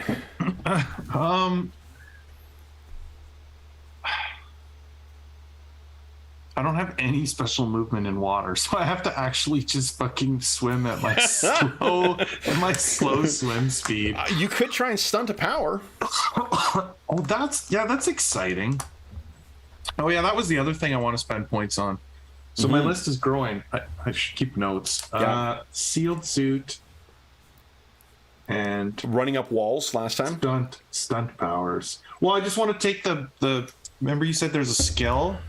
Oh, powers. That first lets me try and stunt powers. So I want to take that first. A chance better than 6. Yeah, I have to roll like crazy. So Yeah, it's a 6 you need to roll on this. So 3d6. Yeah. 3d6. 6 or less. Here we go. No. Oh, so you're trying to, Is it 11 if you invest in it? if you invest in it, the starting value of it is, some of them start at 11, some of them start at 9. I don't remember what kind of power. I'll look it up right now so you know. Yeah. Okay, so power. And then once I get the stunt thing, then after I stunt powers, then I'm going to use those as powers. You choose if it's based on intelligence or if it's based on dex. Oh wow, which are both good skills. Yep. So I guess my dex is technically higher. Okay. So 25. What's your dex roll? 14. So that would be give you 14 or less. Oh wow, that's amazing. Yeah. Yeah, so I'd be able to stunt powers fairly regularly. One of the things I would think though is that the way you've been describing it as being this mental, is that thing, intelligence almost makes more sense. Might make, or ego might make more sense. I think ego is your worst stat. So that, like, I don't want to overly penalize you, but like because you're thinking through ways of sort of stuttering through space as opposed to just being more nimble or agile. Intelligence might make more sense. Yeah, it's still a 12 at ego or 13 at intelligence, so it's not terrible. It's 1 point difference for those, and a damn sight better than 6. So yeah, 6 you're is like, trying to study yourself along. Maybe what's your swim speed? Combat is 4 meters. So you're making a little bit of progress. They seem to be moving elsewhere in town. Then you get post 12 recovery. So your endurance is all back to full. And you're up to 30. And my swim speed like almost doesn't even tire me out. It's so slow. Yeah, exactly. Like, God damn it. Blah, blah, blah. Why don't we do this? We're at our mid-session break right now. Why don't we go refresh our beverages? Then we'll come back and pick up with start of the next round with you trying to make your way back to shore. Okay, yeah. Sounds good. Okay, back momentarily, everyone.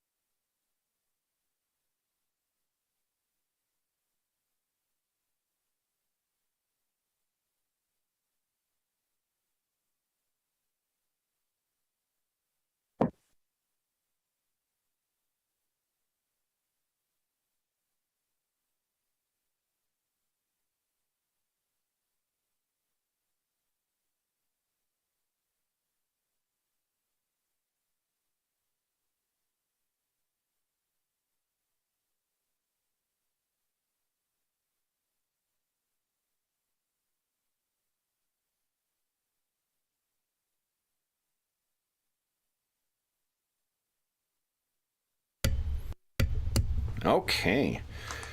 All right. So, top of the round on number 2. Oh, please don't lick that. Thank you. On number 2, what are you doing? You are okay. So I had a question. 6 meters away from shore. I had a question with trying to stunt your powers. Yep. Is it like a one-time roll per thing, or is it like you can try different I think what it things? is, the cost I'll put is that you spend the endurance regardless. So that last effort would have cost you 5 times whatever your max speed is 7, so that would have been 35. Endurance I last see what time. you're saying. Oh, like whether the power does anything or not. Exactly, that's the consequences. You're putting all this effort into trying to manifest this new use of your power. Oh, okay. Oh, well then, yeah. There's no. But you would have been down to trying 35, and then I think you had post 12 recovery, so you would have recovered some of that back, and you did not really use all that much. No, I would have been. Yeah. So I was at. Hold on. I was at 70. It's at 70 something before, so I'd be. Shit. 70 would be 18. Down, yeah. and 35 is 43. 43 plus 18 is 25, so it should be 25 down. Okay. There we go. That's okay. So then, so you can certainly try once again. Just that on a fail, you're exhausting yourself. Right. Okay. No, then I wouldn't do it. It's over and over. Okay. It was just do you keep because otherwise it's sure, we can just spend the next. It'll take me 15 rounds to swim to shore. No, you're only 6 meters away. What? You said I was 60 meters out into No, he threw you 60 meters from where he was, but you guys weren't on the shore. You're only 10 meters out into the actual water. Oh, I see. Okay. I thought I was 60 meters out in the water. I'm like, okay, I think I've got swim. I believe I have a more appropriate. Where did I put it here? Here we go. Check this out. Let me like a better picture. Yeah, I'll put get rid of the street scene. Here's Victoria Harbor. What's teeny? Yeah, exactly. It's very small. So there's Victoria Harbor. I'll move these guys out of the way. Oh, yeah, I see. Okay, yeah. Yeah, so you're not... honestly, I don't even think I would have... if I was only 10 meters in the water, I wouldn't necessarily have stunted my power. Okay. I thought I was 60 meters out, and it was going to take me 15 rounds No. So you're just going to swim back in this round again? Yeah, I'll just keep swimming. So you're 2 meters away. They're doing something.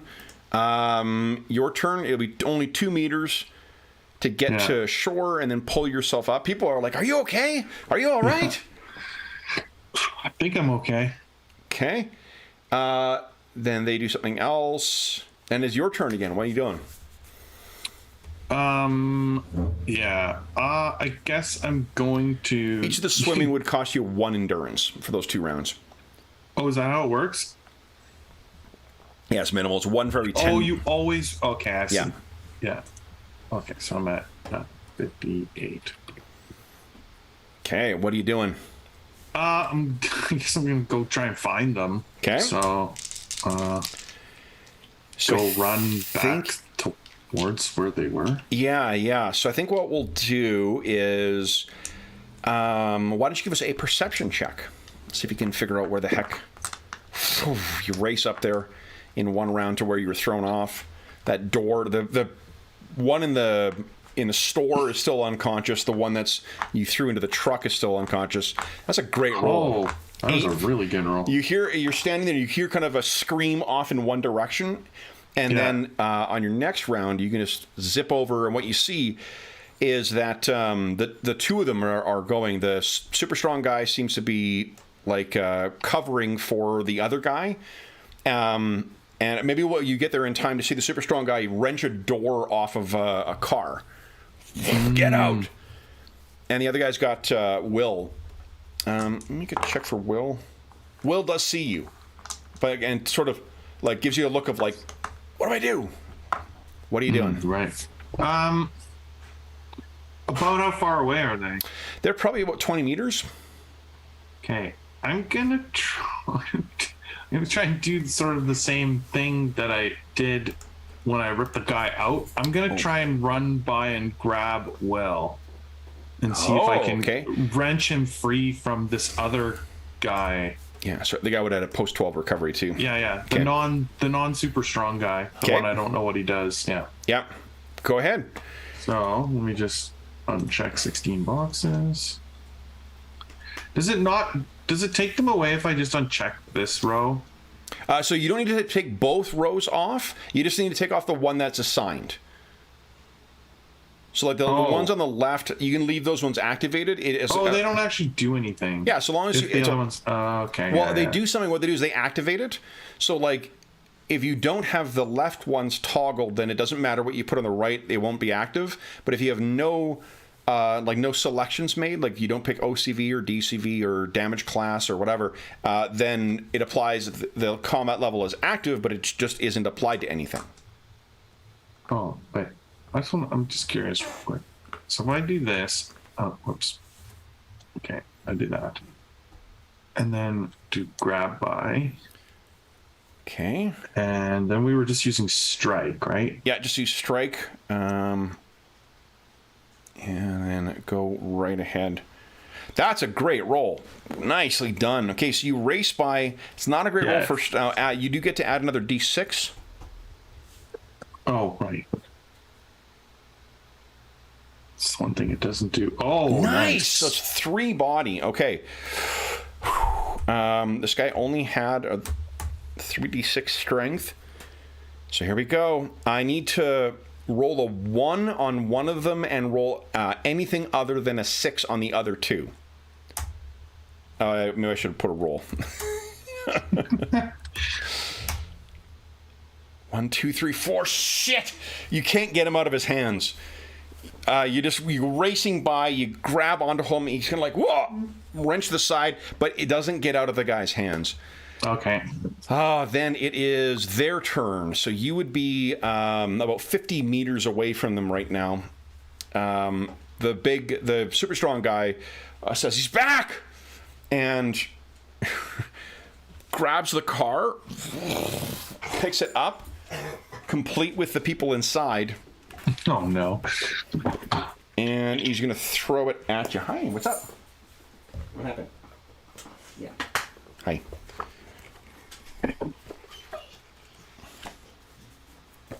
Let's see here. Just going to see how far you can throw it. Because you are quite far away.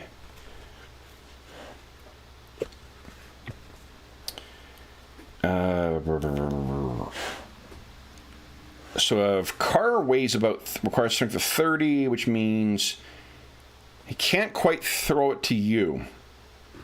So he picks this thing up, and he's just seemingly waiting until you get in close enough. But you can see there's people inside the vehicle as well, too. Including the driver and a passenger. The other guy, now that he's free, he will turn.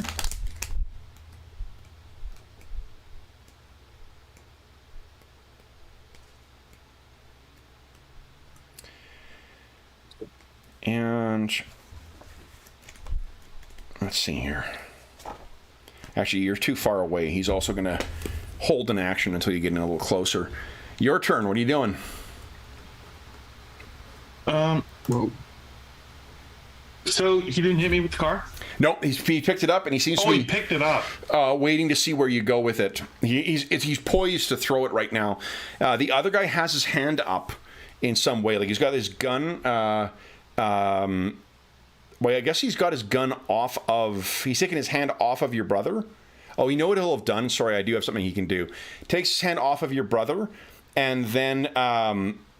gestures, and there's this like filament that is kind of horks onto your brother like a ectoplasmic film that holds him solid on the ground. So that's what he would have done. It's only the super strong guy who's got a ready to action. So what are you doing?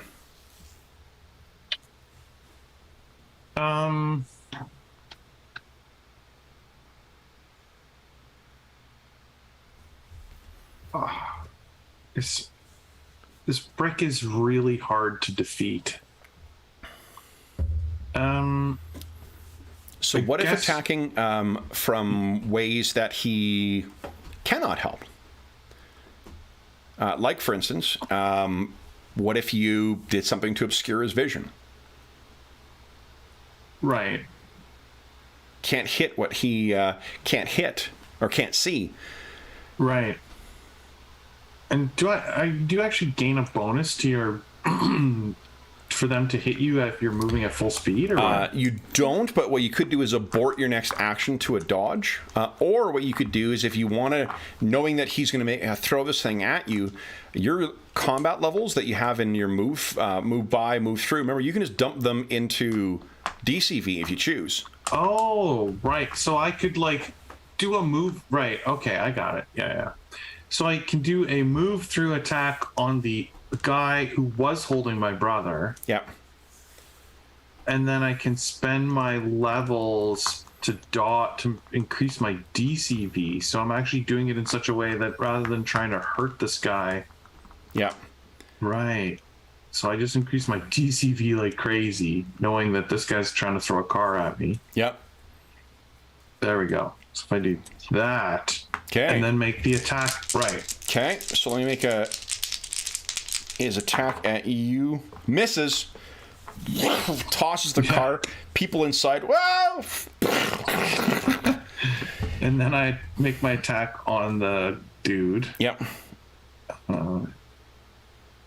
So it's not a hit, but no. That was not the intent anyway. So right, exactly. All right. So then it is their turn. So the guy. It was moved through. So you're 20 meters away once again. 22 meters away. So the guy who, the ectoplasmic manipulator, he looks at you 20 meters away. He's going to try and hit you with this stuff. Do you want to dodge? This is... I ask only because, remember, some of the other attacks that have hit you have all been mental attacks or mental-based attacks. Oh, right. So what does this do if you abort your DCV is still, because your levels are still in that, your that bonus will still be in there. So what's your DCV right now? Oh, is it 1-to-1? Yeah. For your combat levels. Holy shit. So it's 18? 18, yeah. 18, okay. So it's currently, you may not need to dodge. 18 is right. Really, even with the mental attack, yeah. It effectively gives, actually, hold on. It would be 10 levels. If he's attacking mental, that'd be 13. 13 is still really hard. Like, you saw how hard it is to hit a 13. Right, yeah. Okay, so let's try here. That's, I need a 6 or less to hit you with this. Whoop. I'm throwing fucking dice all over the place. Come on, Madison. Jeez. And you are not going to fucking believe it. You rolled 3 ones? I rolled 3 ones on it. Wow. So hold on. So what he hits you with is this binding, what do you call it? Or not binding, but this entangling goop.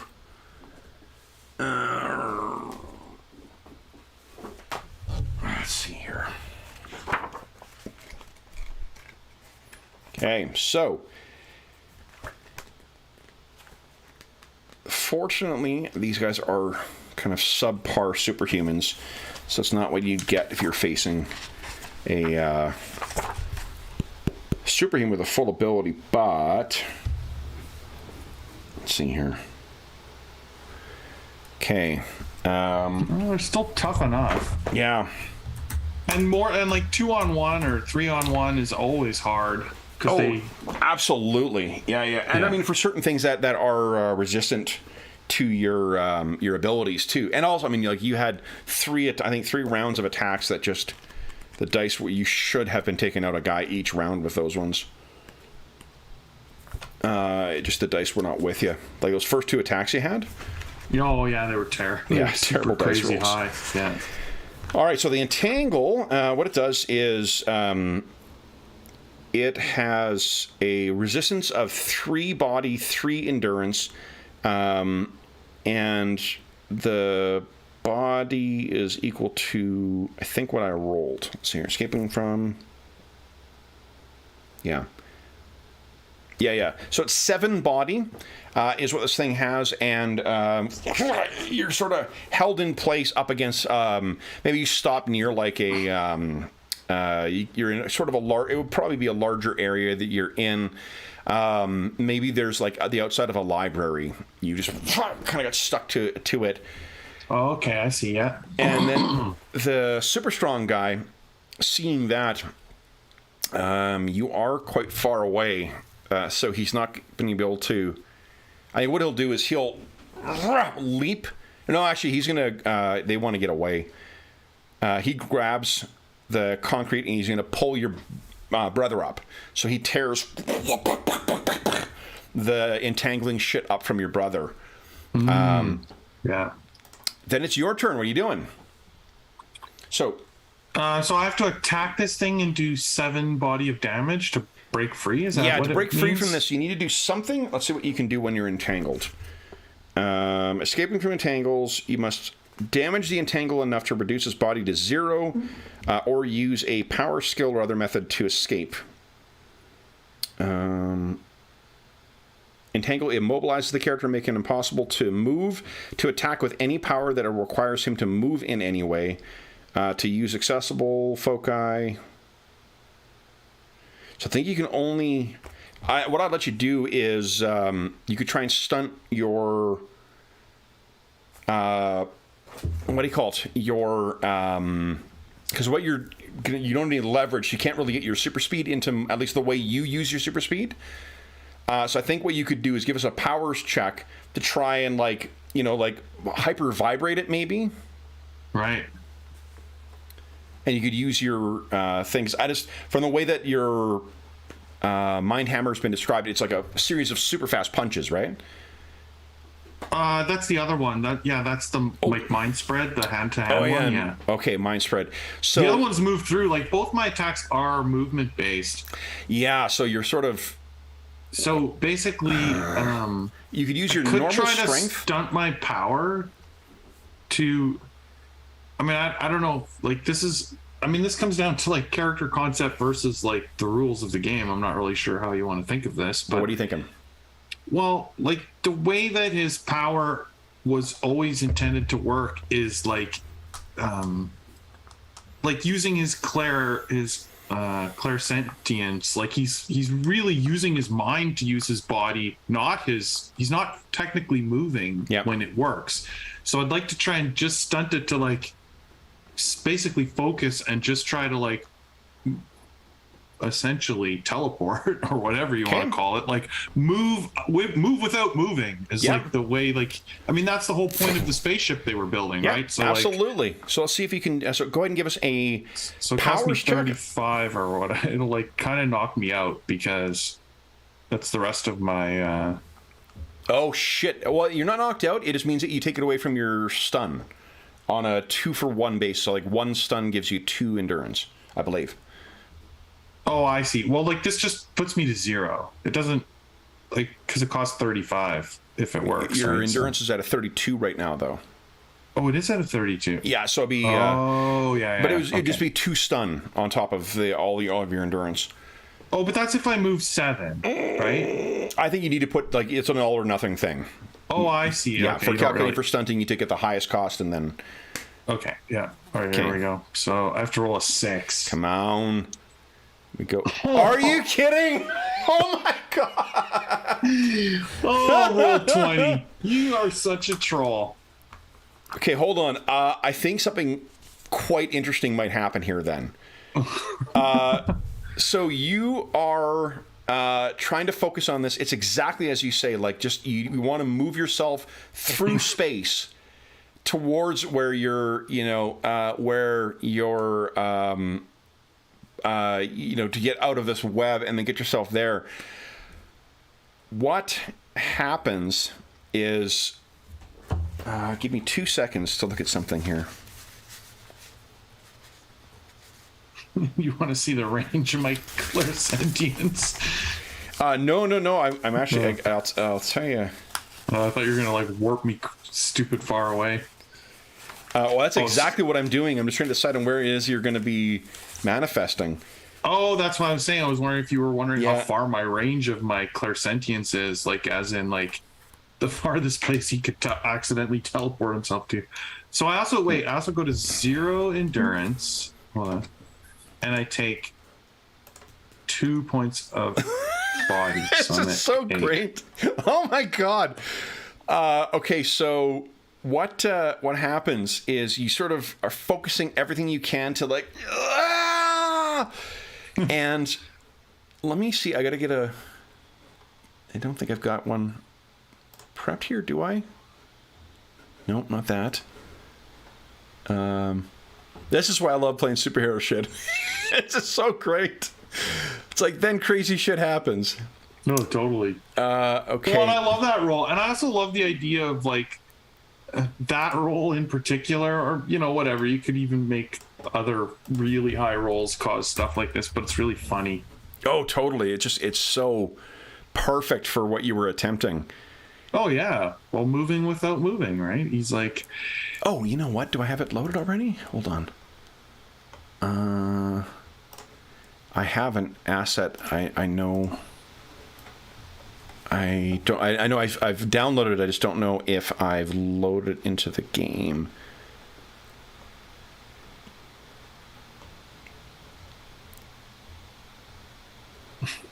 Let's see here.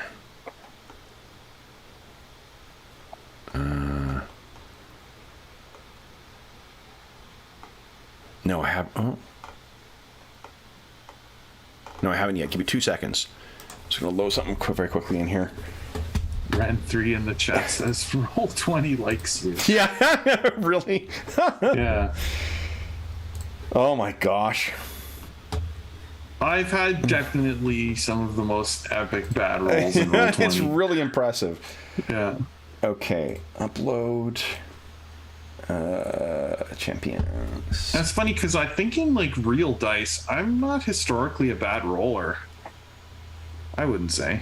I don't think so. No, I don't remember it being. I mean, we also like in person. We often play with Brent, and his were just so staggeringly bad. And he is. Yeah, he's an epically bad IRL roller. Yeah. Yeah, Roll20's never liked me, but I like stuff like this. Oh yeah, this is great. I mean, like this is exactly the kind of comic book cliffhanger shit that you want.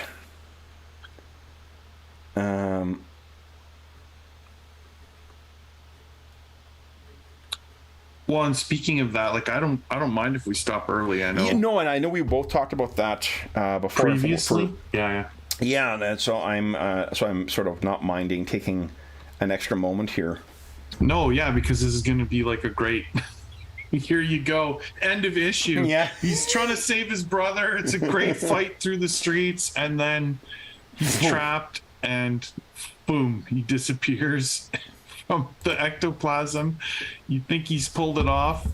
There we go. Okay. But no, here is where he really is.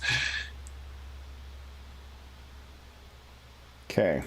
The funny thing is, like, the mind of, like, because he's got, like, such a mind of a scientist and, like, this is what he's trying to do. Yeah. Instead of seeing this as, like, a big epic failure, he's probably going to see it as, like, a major success and, like, in some ways. Yeah, you know for what I mean? sure. Like Well, it's also how did like, I do that? What a great, sometimes like just, sometimes heroes lose, right? Yeah. And that's it's a pretty natural way of understanding how that happened. Right? Well, that's what I mean. It's like, well, they got Will, but holy shit, how did I do this? Yeah. Okay. Like, I got it. What's my Adrian? Dr. Adrian Lee. Your colleague? Yeah, my colleague. Yeah. Like, my thought immediately is like, I gotta tell her. Yeah. Okay, hold on. I'm gonna get one handout set up here as well. This is great stuff. Okay, this is super good. All right. Yeah, my library. So I want to look in. Hold up.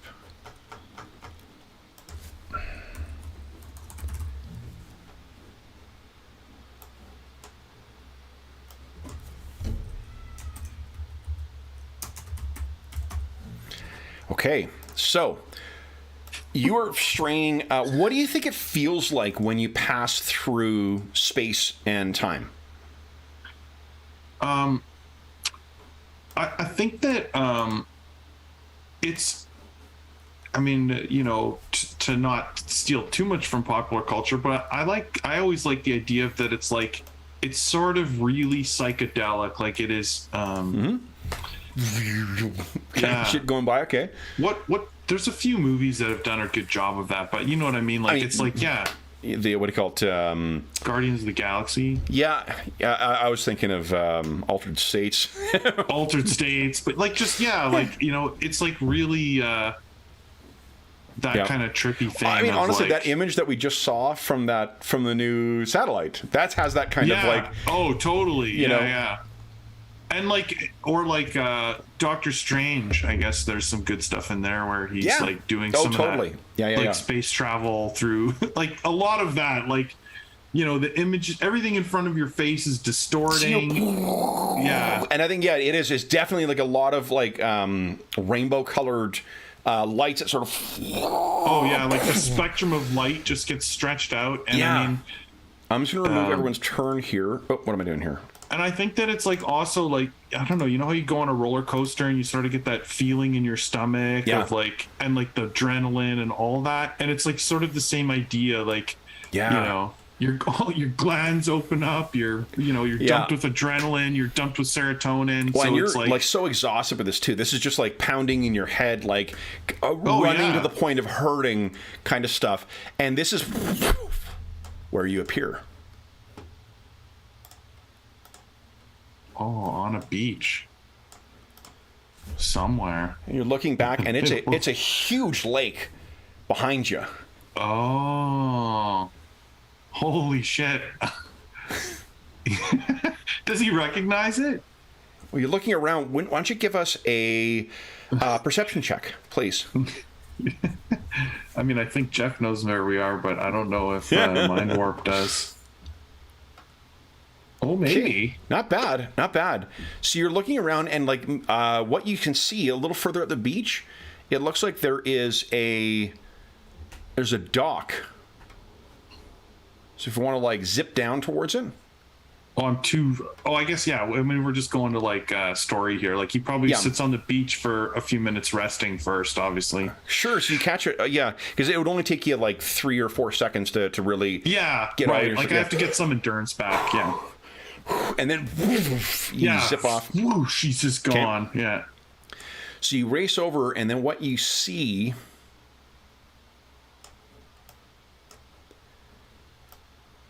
is this. Make it a little smaller here. You're racing over, and you see that there is.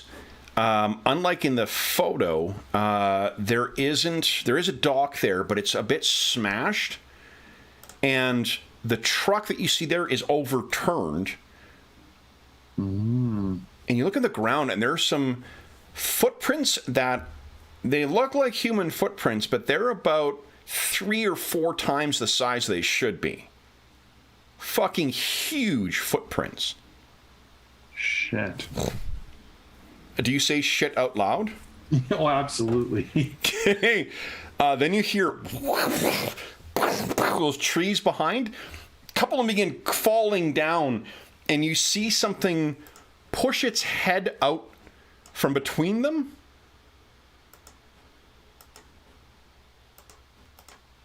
Oh, no. And he looks like this. Yeah. And he bellows out in a language you don't understand, "Scaling!"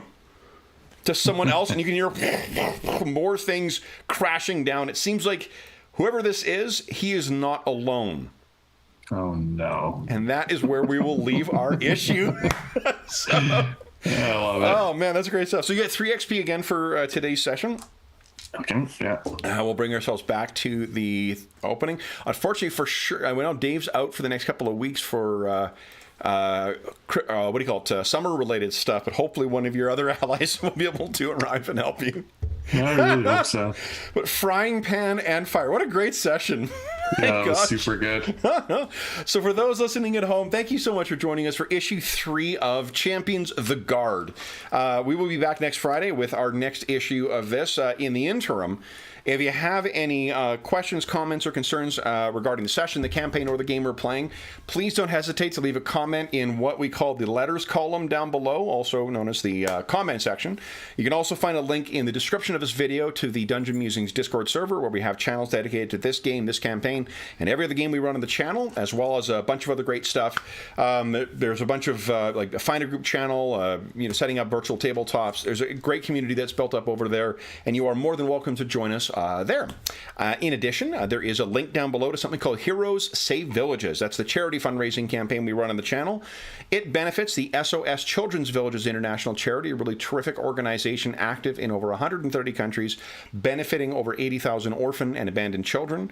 If you have donated since June 15, 2022, and you will be donating before July 26, 2022, or 2022, then what you can do is head on over to the Charity Initiatives channel on the Dungeon Musings Discord server and spend the money that you've donated to affect our next upcoming session, which we're calling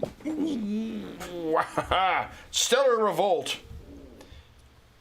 That's backwards, of course, but we'll be playing Pathfinder 2nd Edition in a very cool. It's that's a little self-serving because I created it, but it's a custom-made setting called Stellar Revolt. That is a deco-punk, decolonial, science fantasy space opera. I'll be sharing some information about that. If you are thinking a combination of like Star Wars and some Flash Gordon and some Spelljammer and gosh, what else is in there? Buck Rogers, a bit of John Carter of Mars. I'm throwing in a whole bunch of my favorite influences and coming up with something custom for this particular session. We're playing that on August 6th, but between now and then you can head on over, donate, and if you have donated since the June 15th, 2022, and we'll do before July 26th, you can head on over there and spend some of that money. And as another small way of saying thank you, and all donations that go through that link go directly to SOS Children's Villages International. None of it goes to the channel or any other middleman. It just goes to help the kids who benefit from their activities. There is what do you call it? So our other way of saying thank you to you is you get one chance for every $25 Canadian donated, one chance to win the grand prize or one of the other great prizes in our next charity raffle. If you want to see what the last charity raffle gave away on in the middle of June last month, head on over to the Dungeon Musings Discord server. You can see higher up on the Charity Initiatives channel is a list of all the prizes we gave away, those that have not been claimed or are not claimed before the next raffle, which will be in December of 2022. Those will all be folded into the next raffle. We have some great stuff from our friends at Beetle and Grimm's Pandemonium Warehouse, as well as a bunch of other great stuff. We had a bunch of very generous donations from members of the community, from some of our friends in the publishing community. So, yeah. Anyway, the last thing I will say is a huge thank you to our stalwart hero here, Jeffrey. Thank you so much for playing some Champions again on this Friday night. And we will be back again next week for the next thrilling issue of Champions of the Guard. Until then, we hope that we gave you a couple of hours to take your mind off of the troubles of our world and think about the troubles that our stalwart hero Mind Warp got into. And until we see you again, stay safe, stay healthy, and happy gaming.